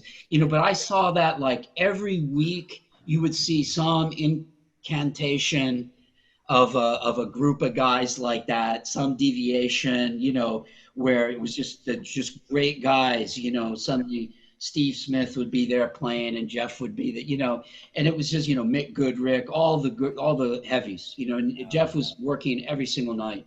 And I had some lessons. I had to beg, borrow, and steal and starve because even back then he charged a shitload of money for lessons. And I remember my first lesson with Jeff. This is classic. Okay? This is classic. Like, I knock on his door. Like, he had an apartment on the Fenway, So I go and I knock on the door, and he's unbolting the locks, and it's like a comedy sketch because there's 20 bolts on this thing, Finally gets the door open, and he just opens it up, and it's on the chain. He goes, yeah? And I said, yeah, I'm Joe. I'm here for my lesson. He goes, okay, wait here. Slams the door, just leaves me out in the hall, for a while. So then the other guy leaves. So other guy walks out, I come in. Jeff said, okay, are you playing jazz? He asked me a few questions and what do you want to do and stuff. And I said, yeah, I'm playing jazz. And he said, okay, well, if I asked you to play a couple of choruses of All the Things You Are, but only use chord tones in your solo, do you think you could do that? And I said, yeah, maybe. I'll give it a shot, I'll give it a go. I'm not sure. I never really tried that before. And so Jeff goes, okay, so I get, I plug the bass in and stuff, and Jeff pulls his chair right up to me, and he goes like this, and he's looking like right at my bass, he goes, okay, man, go. I'm going like, yeah, like no pressure here at all. Cause he was like kind of an idol to me. at the time, I was probably more into his playing than Jocko. And I loved all that stuff from Bruford. I tried to figure out a lot of this stuff at the time. And so, to have that, but, I gave it a shot, and kind of, it wasn't great. But at the end of it, he said, he looks at me and he goes, yeah, he goes, nice try, man. He goes, let me see your bass. And he takes my bass and he proceeded to play about 12 choruses over All Things You Are. And I couldn't have told you at the time whether he was using all chord tones. It just sounded great. Yeah. He's just flowing. He's just flowing through the changes, and I thought, yeah, that's it, And so I ended up having like 2 or 3 lessons with him over kind of a period of time. And I remember on the last lesson I had with him, he said, like, hey, listen, man, like, what are your plans in life? Like, what are you doing? Like, I know you're going to Berkeley, but, what are your aspirations, And I said, well, I'm going to New York. That's where I want to go, because that's where Flip told me to go. And he goes, no, man, you don't want to go to New York. I've been there. New York is dead. You need to go to LA. Wow. And that's what I did. I quit Berkeley and went to LA. Because of Jeff Berlin. Yeah, because of Jeff. He kind of, when I told him that story, he kind of thought like, oh man, like I shouldn't have said that. But it's like, no, you did. In a way, you were right, because the thing is, what he was kind of saying is like, you've kind of, I think, done what you need to do at Berkeley, like go and play just what the original Berkeley teachers told me, that go out and gig and get some experience, Kudos for Jeff. Yeah. To actually say, go do a human thing, Yeah. Because usually he's like all about the education and straight up jazz. So. Yeah, I mean, the thing with the education with him, I think, kind of came as a sideline because he was always a player, I mean, he had then moved to go to LA to join the faculty at MI, But he was teaching there, but he was also playing a lot, man. Yeah. Like when he was in LA, he did a lot of playing. And of course, he had record deals and, he's doing a bunch of stuff. So I don't really know because I didn't go to MI or have any involvement with him there, but he probably wasn't that involved in the education side of things, not anywhere near as much as he is now, But and it was weird because I met him again when I moved to LA in 1986. I went to do some work over there, and I had gone to a gig, and he was doing the gig at the Baked Potato with somebody. It might have even been his own band. I can't remember. And at the break, he was sitting outside, and I went outside and I said, hey, Jeff, I'm Joe Hubbard. I don't know if you remember me. And I was, he didn't remember me at all from teaching me, but he said, oh yeah, I know you. You're the guy who's teaching everyone in London, And I said, okay, yeah, and I said, yeah, I had some lessons from you and stuff. And then, so it turns out that about 2 or 3 weeks after that, I get a gig teaching at the Bass Center in Studio City, which was right near the Baked Potato. I used to go there all the time. You remember? Of course I do. I remember oh yeah, dude. Remember that guy, Alan Morgan, that ran that place? Yeah, that was Mecca for us back in the day because you couldn't find, that was the only place in LA or that you could find a Warwick, a Tobias or whatever. And we would, anyway, sorry. That was the pilgrimage. Yeah. So I got a gig, Alan Morgan, because, I knew him from England and I was very tied to the Bass Center in England. He had said, hey, I got a slot open if you want to start teaching. And he goes, basically, you got to kind of hustle your own people to sign up and you can put flyers out and stuff and, just do your own thing. And I ended up getting quite a few students. But at the time, it was me, Jeff, Gary Willis, and Baba Elefante. Oh, wow. Baba, yeah. I know Baba really well, yeah. Great. He's awesome. And we were all teaching under the same roof at the same time. So I remember one day I get a knock on the door and it's Jeff. And he says, yeah, you know, I want to look at some of your curriculum. You know, I'd like to inspect what you're actually teaching people. And of course, the thing is that, you know, this guy was like, for me, he was like one of my idols, you know. And even then, you know, like you know, now I have a huge amount of respect for Jeff. He's like, you know, he's one of the guys, you know, he is the real deal. And so I said, yeah, sure, man. I mean, I started showing him some stuff, and I had, you know, a bunch of lesson stuff with me that I was giving guys and photocopying people, and he's looking through it and he's going, yeah, this is great, man. I love it. I love what you're doing, you know. Good job. Keep it up, you know, and we just leave. So then about a week later, he phones me and he tells me that he's moving from LA and he's going to Clearwater and he's starting the Players School of Music. And he said, look, I'm getting out of LA, I'm doing this thing. And he goes, look, thing is I'm starting this school, but, you know, I still have a pretty healthy career playing, and I plan to continue that. And I'm going to be on the road a lot. And I need a guy at the school who can be the guy who looks after it and I can trust. And I want to give that slot to you. And it just didn't work out, you know, like it was kind of a financial thing. He was just getting started with the school, and, you know, I couldn't leave LA, you know, for, you know, to be getting paid far less than I was even making at the time, you know, just freelancing around, you know. So it didn't work out, but I'll tell you what, that was a great feeling having him ask me. Heck yeah. Oh, for sure. You know what I mean? That was a great feeling, you know, because I thought, wow, I must be doing something right, you know, because he's hardcore, you know, he's a hardcore guy, you know, and he's all about, you know, it being musical, you know, that's the thing. So, but yeah, you know, that's kind of, I should do a video on the Jeff Berlin story, you know. Awesome. Yeah, that's because I did another one of those story things on Jocko.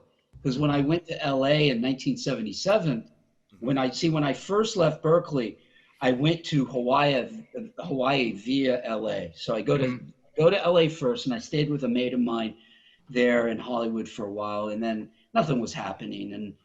And although I was meeting lots of people, before I moved to LA, I'm in Boston, and this girlfriend that I had, she said, come down to the Ron Carter gig at the Jazz Workshop. Remember that Paul's Mall and the Jazz Workshop? It's probably when you were there. Maybe that was gone by then, but I think that was gone then. I heard all the guys talking about it, you know what I mean? So but that was like in a great place, you know, like, and so I went down to see Ron Carter's band, and Buster Williams was playing bass because it was the piccolo band. Oh yeah. Ron was playing piccolo. So Buster was playing bass, and this girl that I knew, she knew Buster. She was a good friend of Buster's. And so, and one of my other friends came down as well, a guy who was a bass player. And so we hung out with Buster, and after the gig, we kind of were talking, and Buster's just like the coolest guy in the world, man. I mean, he's just so cool. He's just one of those guys that I felt that I had known him my whole life. It's really weird. And so it was really weird because he kind of moved in with us while he was there for that week. We hung out so much, and he was staying over in the flat and stuff. And, you know, we'd wake up and he'd put on a Miles record, and we'd be dissecting it and going through it. And he was, again, you know, like, I was getting ready to go out to LA, and he said, what are you doing? Like, what's your plans? I said, I'm getting ready to go to LA. And he said, okay, yeah, you got to get in touch with Herbie when you go to LA, man. I'm going to give you, and this is pre-mobile phones, pre-internet, right? So he gives me Herbie's special number, you know, and I got the number. And so I go to LA, and I'm settled in, living with this friend of mine in his flat in Hollywood. And I think, man, I got to call Herbie, you know. It's like calling a chick, like in high school, you know what I mean? You know, calling a chick that you thought you were going to fail with, you know, and you know, like you're almost like hanging up, you know, like for the thing. And I finally got the nerve to ring him.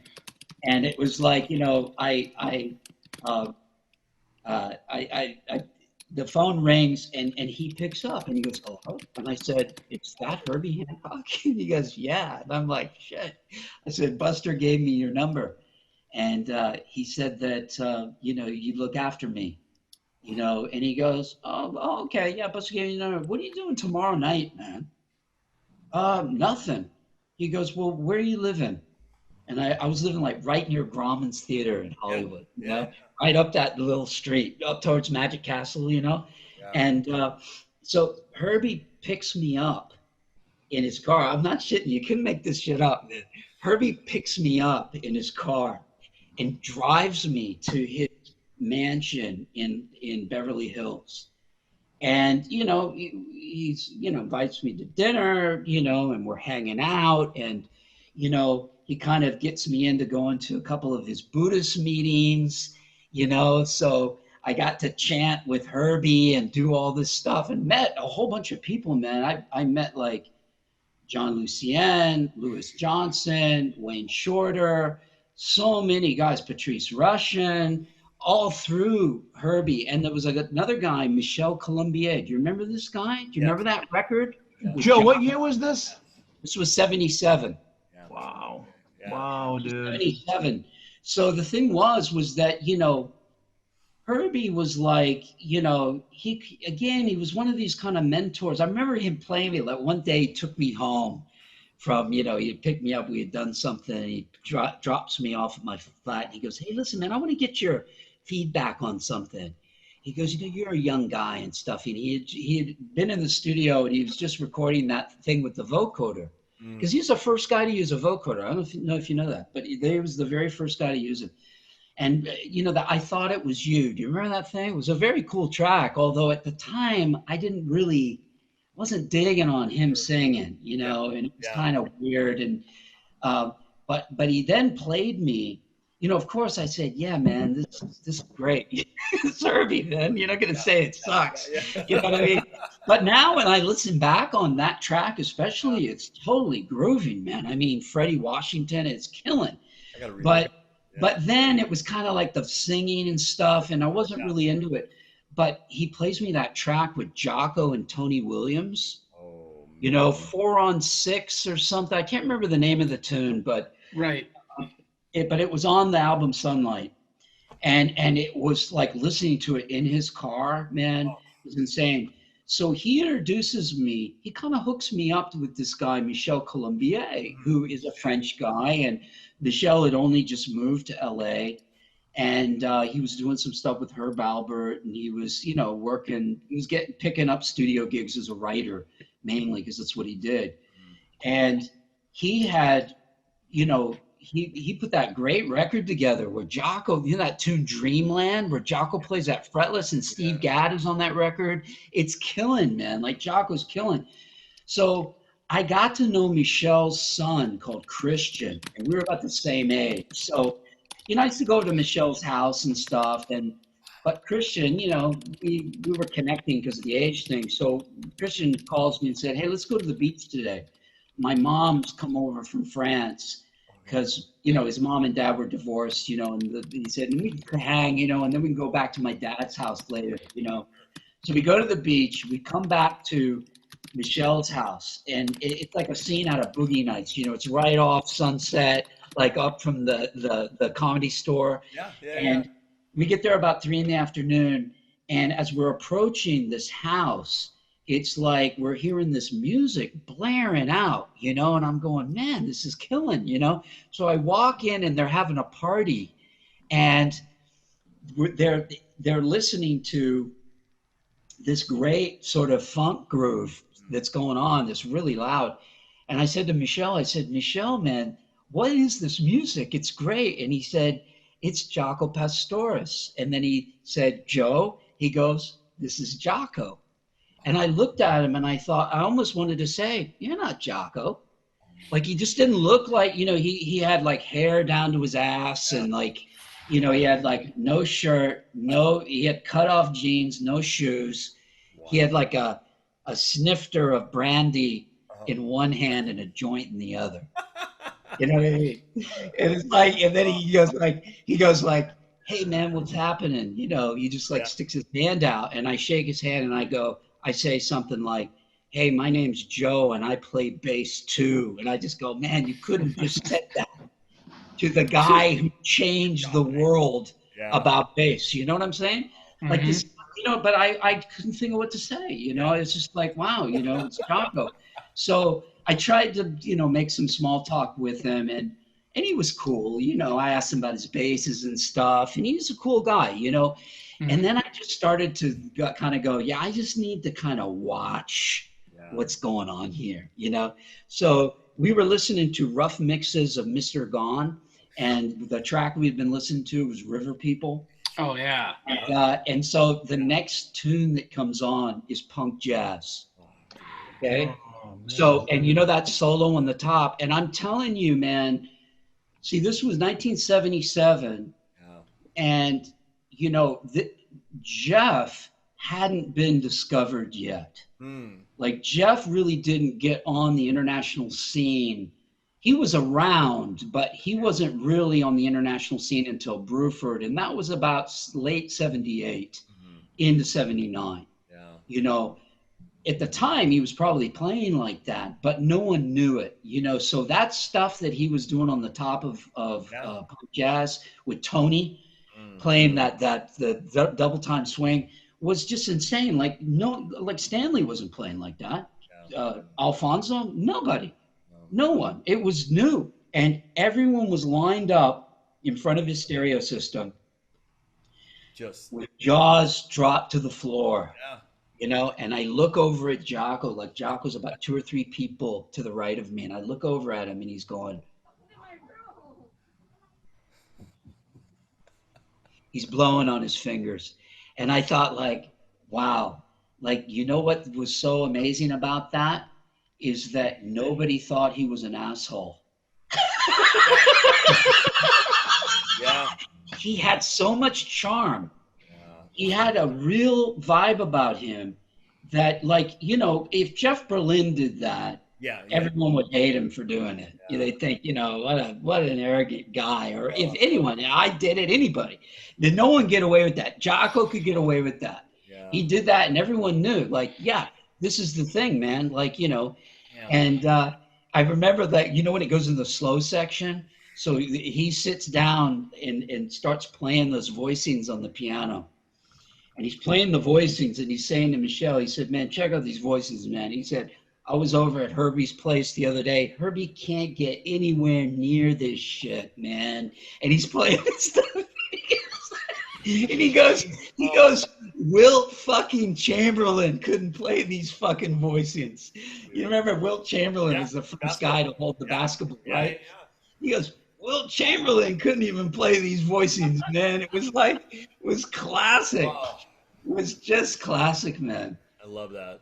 That's like, you know, those were the days, you know, and that whole scene in LA with the Baked Potato and all those guys, like, you know, there's a video I saw the other day on YouTube that was, I think it was Greg Matheson's band, and Abe was playing bass, and Vinny was late to the gig. And it, like, the video shows like Vinny coming in late for the gig, you know, he's got his jacket on and his sticks, you know, and he takes off his thing. The band were already vamping on the groove. It's like a thing in 7/8. And Vinny just takes his thing off, pulls his sticks out, and then fills in and starts playing. And he just kicks ass, like from the beginning to the end with total relaxation. But it was completely on a different level. And those days in LA, you know, where I would be able to go and see that all the time, those type of bands, those type of configurations, you know, don't get that much anymore, man. No, it's a magic time period, man. Joe, before we wrap up with like your socials and doing everything, we just have 3 questions for you. And then Steve's going to start the first question, actually. We always like to ask our guests, we have these 3 questions. It can be artists. Artists, living or dead. And you've studied with the greats, but living or dead, any space and time, who would you have loved to study with? Obviously, you've studied with some of the greatest educators, but anybody that you haven't that you would have really loved to study with? And actually, that can be music or, we didn't talk about it, Brazilian Jiu-Jitsu also. Yeah. Yeah. Well, I would love to study with Hickson Gracie. Yeah, dude. You know, I would love to study with him. And, you know, I mean, there's a lot of good guys, though, you know, in that. But Hickson was such an icon, you know, and still to this day is amazing. Red belt. You Got know, his red yeah, belt. He's it's amazing. insane. You know, I'd love to even spend, you know, but I studied with a guy called Paul Vunak, who Oh. really is the Jeet Kune Do guy. Do you know Paul? Of course, he used to live right down the street, and I studied with one of his guys, Brad Forbes, who Tony knew was a big JKD guy. So yeah, I've been into all that stuff forever. But yes, I know Vunak. Yes. Yeah. So Vunak, you know, he studied with Horion and Hickson. Yeah. In the garage. The Torrance days. Way back in the day. Yeah, way back, man. I mean, he was there in the very beginning. And, and you know, Paul, I was training with him once, and I did a small group study with, it was like, I guess, maybe me and 6 other guys. Mm-hmm. And he rolled with every one of us for 10 minutes each. Wow. Okay, back to back. Yeah. And he didn't even break a sweat. Yeah. It's insane, man. And I remember when I rolled with him, he kind of acted as though he was falling asleep. He started snoring. Oh man. Yeah. He started snoring, you know, like I was really shit, you know. It's like as I was rolling with him, I was like, dude, that's so much, man. You know, and he said, listen, man, he said, that's nothing. He goes, when I trained with Hickson, he goes, Hickson used to take my gi off and tie it around my head and then tie the belt around my neck. Just toying with him. Just toying with him. Just toying, just completely toying, you know. And Vunak was a beast, man. I mean, you know, he was just insane. But yeah, and I've studied some great guys, and even at the moment, I'm studying. But you know, with the lockdown, we've had to stop. You know, which is a pain. But I study with a Brazilian guy over here called Ivan Maciel, and he's a black belt under De La Riva. Okay. And also Brigadeiro, he's a black belt under. So he's the real deal, man. And he's a tiny guy, man. But, you know, it's just one of those things, you know. Those guys, you know, those are the guys who are the real deal. But musically, you know, it would have been great to have had the opportunity to study with Lenny Tristano. You know, and he was you know, he actually taught Charlie. And he taught like all those, if you were in New York in the 60s and anybody, Lenny taught you. Wow.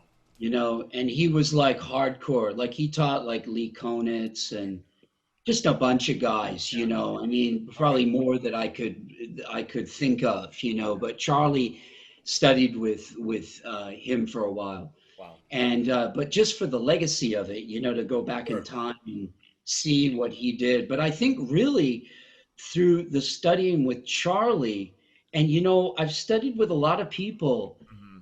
He was such a one-off, man. I actually think that he was the Hickson Gracie, you know. He was the Dan Inosanto.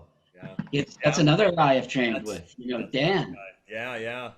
You know, Dan is just like, I mean, you know, Dan, like, when I trained with Dan, you know, when he was in his 70s, he's like in his 80s now, you know. It's like, Dan is like, he was doing like cartwheel stuff. He was doing like capoeira things. And it was like, dude, you're in your 70s. Like, you shouldn't be able to do that, you know.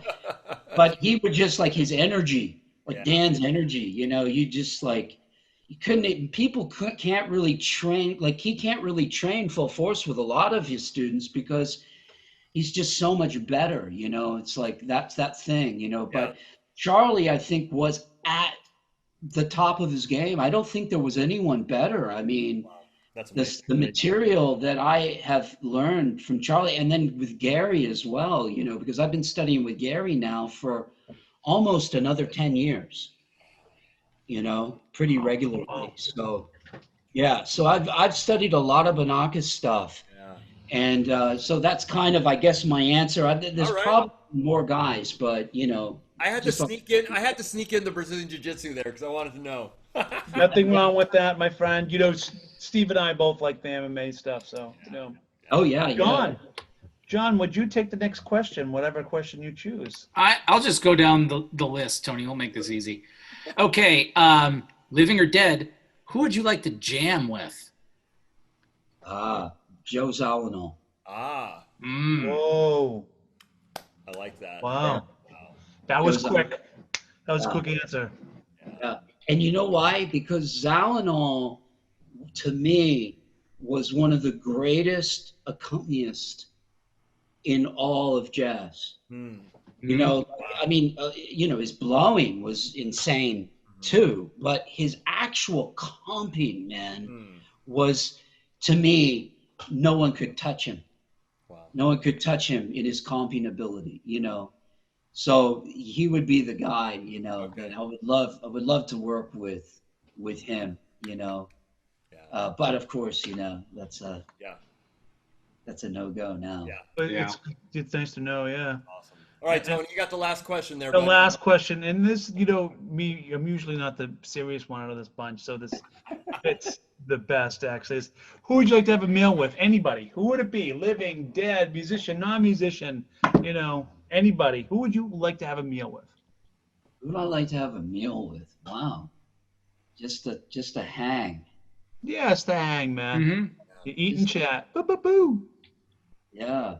I don't know. That's a hard question, actually, to put by. But it's if I could go back in time at the heyday, but with me now, I would have loved to have done that with Jocko. Oh, I wow. actually ended up having another story that I have.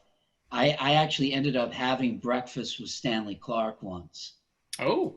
And yeah, this was a great story. It was this was when I was in Boston the first time. It was within the first 2 years I was in Boston, and Stanley was like my hero. Like, I bought that shitty Marshall amp that he endorsed. Do you remember that? I don't know if you remember that. Like, I think so. back in Is that the one that did have a round cone on the front of it or something funky like that? I think so. It was terrible. It was like a really bad amp. Oh. And I don't even think he used those live. He used some kind of like, he used some kind of put together custom thing with a rack or something, limbic preamps and stuff. But I bought that thing, and what I did was I transcribed some Stanley stuff, and I took it to, I went to a Chick Corea gig, and I had this thing that I started to do. And I started to get luck with it in certain cases where I go to a gig and try to go to the sound check to meet the guy I wanted to see, and get it on a different level, like at a sound check, like, hey, I'm just a guy and I want to hang. And I did that with quite a few guys successfully. But of course, Return to Forever were like a rock band. Yeah. So I went to the sound check, and the security man was like otherworldly at that time. You couldn't get past anyone. And so, but one of the sound guys said, he said, well, maybe if you just give me the transcriptions, and maybe you can kind of just jot a note to Stanley, about, you want to hang out with him or whatever, and you might want to write your phone number down and stuff. And so I went, oh, okay, like believing that like Stanley would like page me during the gig or something, and just being a kid, And so I gave him the thing. And of course I went to the gig, and like, yeah, nothing happened. But a friend of mine got backstage, and he goes, yeah, I overheard the drummer. It was when they had that Music Magic gig with Jerry Brown was playing drums and Gail Moran was singing, and it was kind of an odd Chick Corea Return to Forever, but Stanley was playing, and Jerry Brown was there, and the friend of mine said he overheard Jerry Brown telling him where they were staying, so I got the name of the hotel, so I ring up and I say, can you put me through to Stanley Clark's room, And they do. They put me straight through to Stanley's room. And I go through to his wife, and I'm like, hey, I'm just wondering if Stanley got my transcription. And like, yeah, he did. And he wanted to tell you how much he appreciated it. And, it just, on retrospect, later on, I realized it was probably not true what she was saying. She was just trying to kind of appease a fan, Mm-hmm. I said, well, here's the thing, I'd love to meet him. I wonder, like, I bought his amp and everything, and I've been a fan of his for years, and I'd love to meet him. So she said, well, yeah, why don't you come down to the hotel tomorrow between like 12 and 2? And I think, he'll probably have some time, and you can hang or, just have a chat in the reception area, So I said, great. So I went down there. I was there at 9 in the morning, man. Wow. I was there. Ready. I was Ready. like a proper Stanley stalker, man. I was just this dumb kid. Yeah. And so I was there like at 9 in the morning, and I thought, I can't I got to hang. Maybe if I see him, but then got the courage to go up to the desk about around 11. Put a message through and like, yeah, no, he's not in, and this, that, and the other. So I thought, well, I'll wait, because they said to wait till 2. So just before 2 o'clock, Stanley walks out of the elevator with a bunch of guys, that look like just hangers-on business people, walks out of the hotel, gets in a limousine, and drives off. But as I see him doing that, I like run.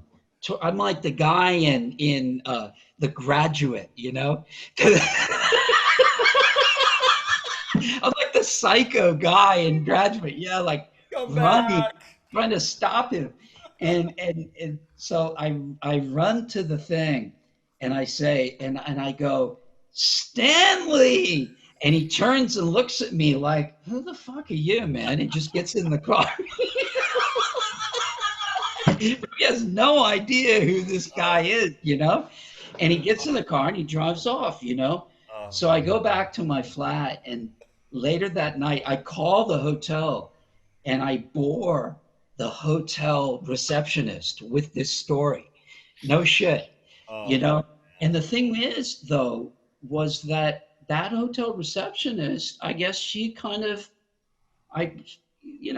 played a few of the heartstrings or something, because Not bad for you, man. Because his wife called me back.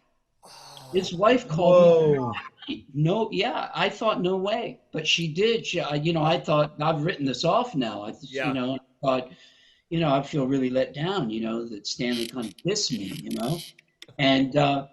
But, he probably didn't even, no one told him, he's like Stanley Clark. He's like looking, who the hell is this guy? So the thing was that she said, look, Stanley had a busy time. He didn't mean to do that. We're very much up on our PR. He's into all the Scientology stuff at the time as well, So she says, look, come to the hotel tomorrow morning and you can have breakfast with them, and I'll make sure that happens.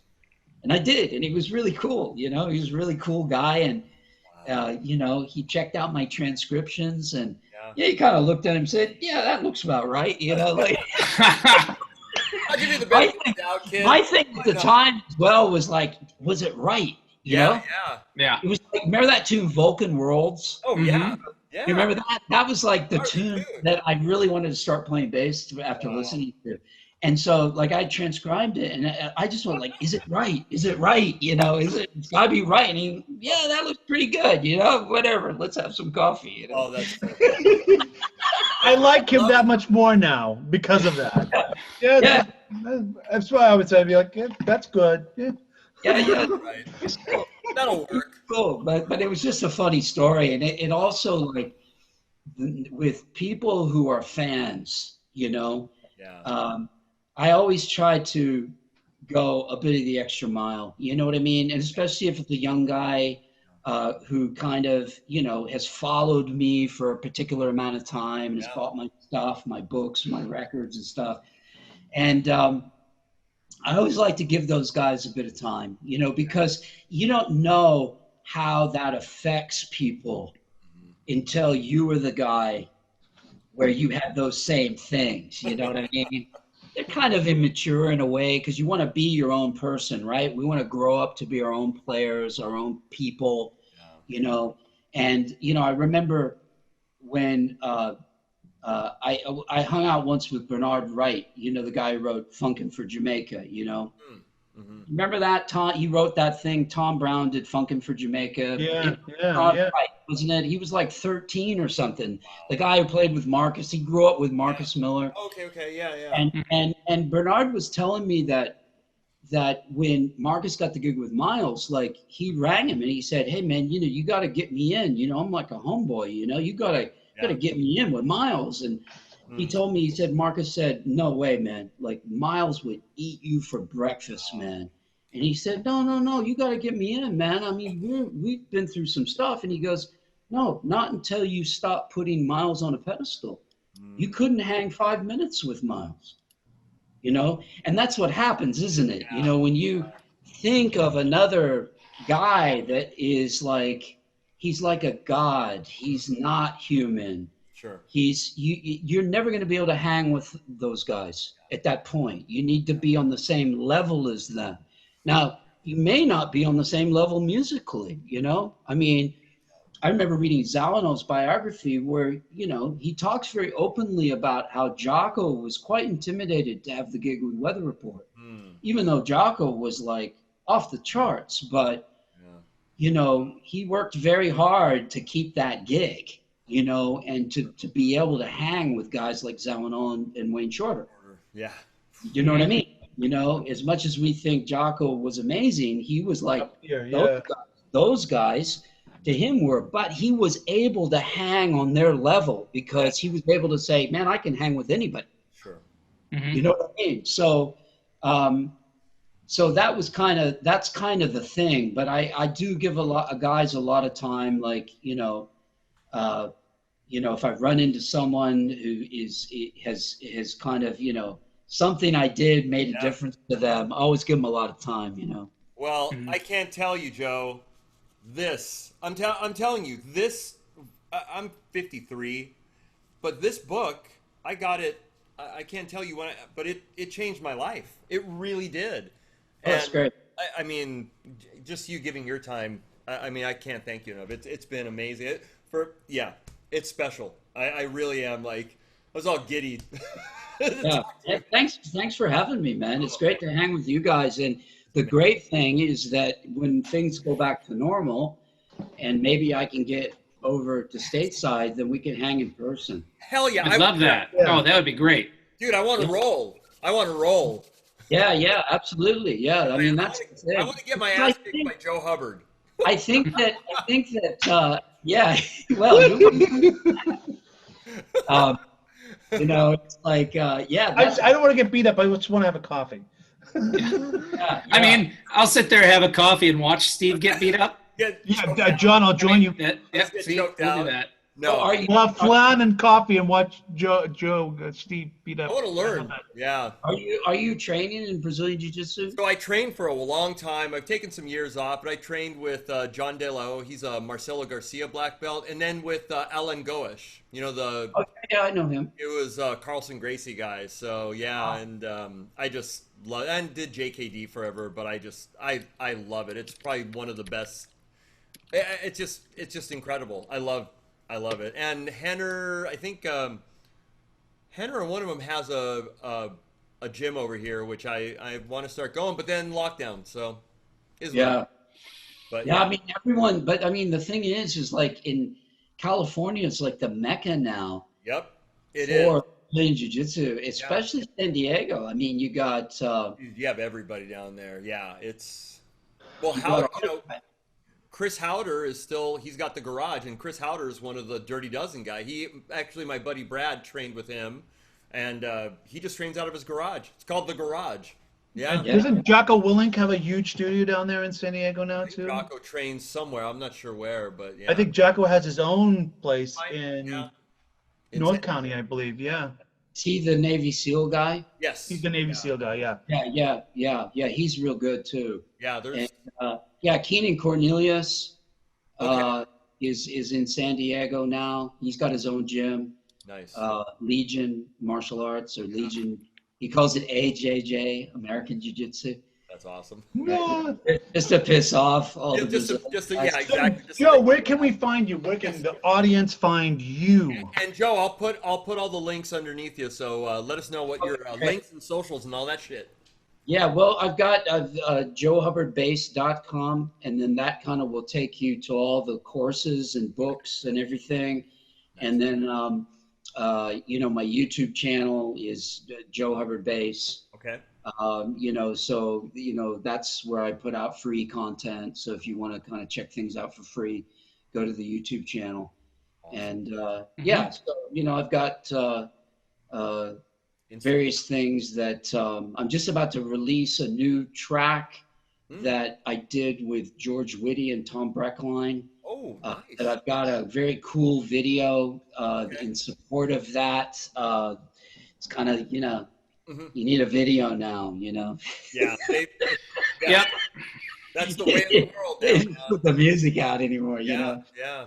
But yeah, so I'm probably going to do that. I just got the final because I use this like video guy. He calls himself a video artist he's a Dutch guy. Okay. Called Rennie Velms, and he's awesome. He's done this just ridiculous, like it's like a journey. Like his videos are just insane. They're really good. But I've got one already up on my YouTube channel called Alien Nation. And that's with Tom and George, but I've done another one with them, which is a new track called From Dark to Light, you know, so hopefully maybe emphasizing some of the stuff we've gone through now. Yeah, I love it, man. And then you have Instagram also? I can find you. I got Joe Hubbard Base Instagram. Okay. In fact, if you go there, you'll see I've got some of my martial arts stuff up there. I saw it. I was lurking. I was checking it out. Yeah, that's awesome. Did you see the recent one with the knife scenario? No, I think I need to see it.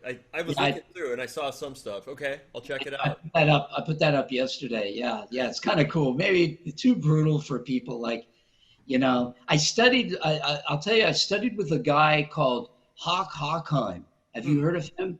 No. So he's an ex-cop from Dallas, Texas, like an ex-homicide detective. Oh, wow. He actually was one of the guys who busted Henry Lee Lucas. Henry Lee Lucas was one of the like most prolific serial killers of the 80s.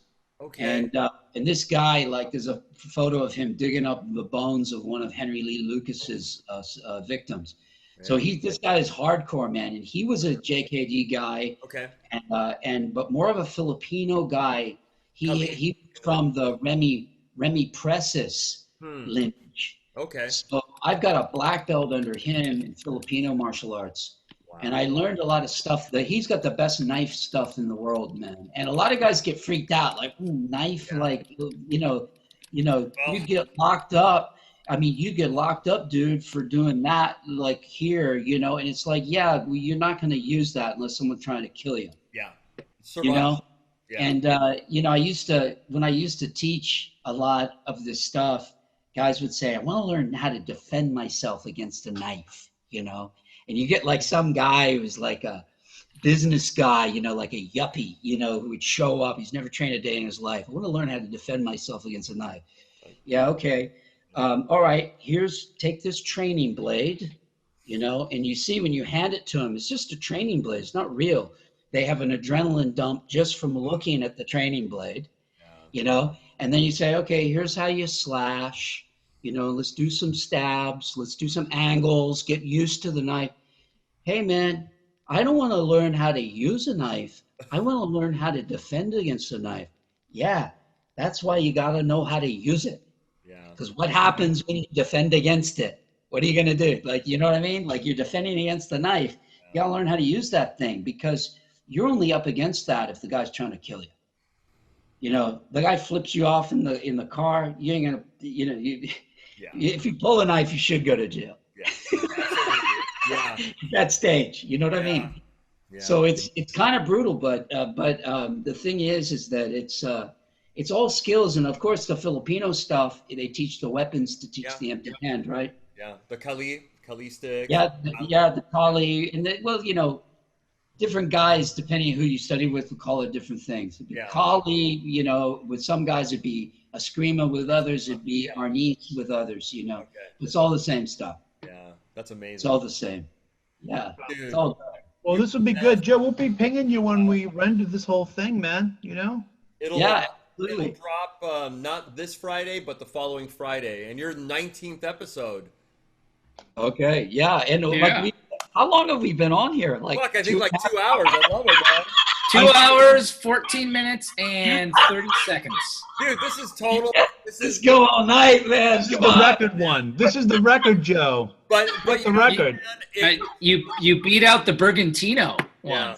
But I got to tell you, man, it's been amazing, and just I learned a lot, and this was really great to hear everything. Fantastic. Yeah, cool. Great to hang with you guys, man. You're great fun, man. Oh, thanks, brother. All right. Best of luck with all your stuff too. You know. Thank you. Thank you, man. Yeah. Thank you. So hang for a second. We're just going to stop the recording and then we chat for a couple minutes. Right? At this time, we say goodbye to the audience. Goodbye, audience, and we stay and we talk some shit beyond what you guys heard. So, bye, everybody. Thanks for watching. Big Bottom, Joe Hubbard. Big Bottom. Thank you, man.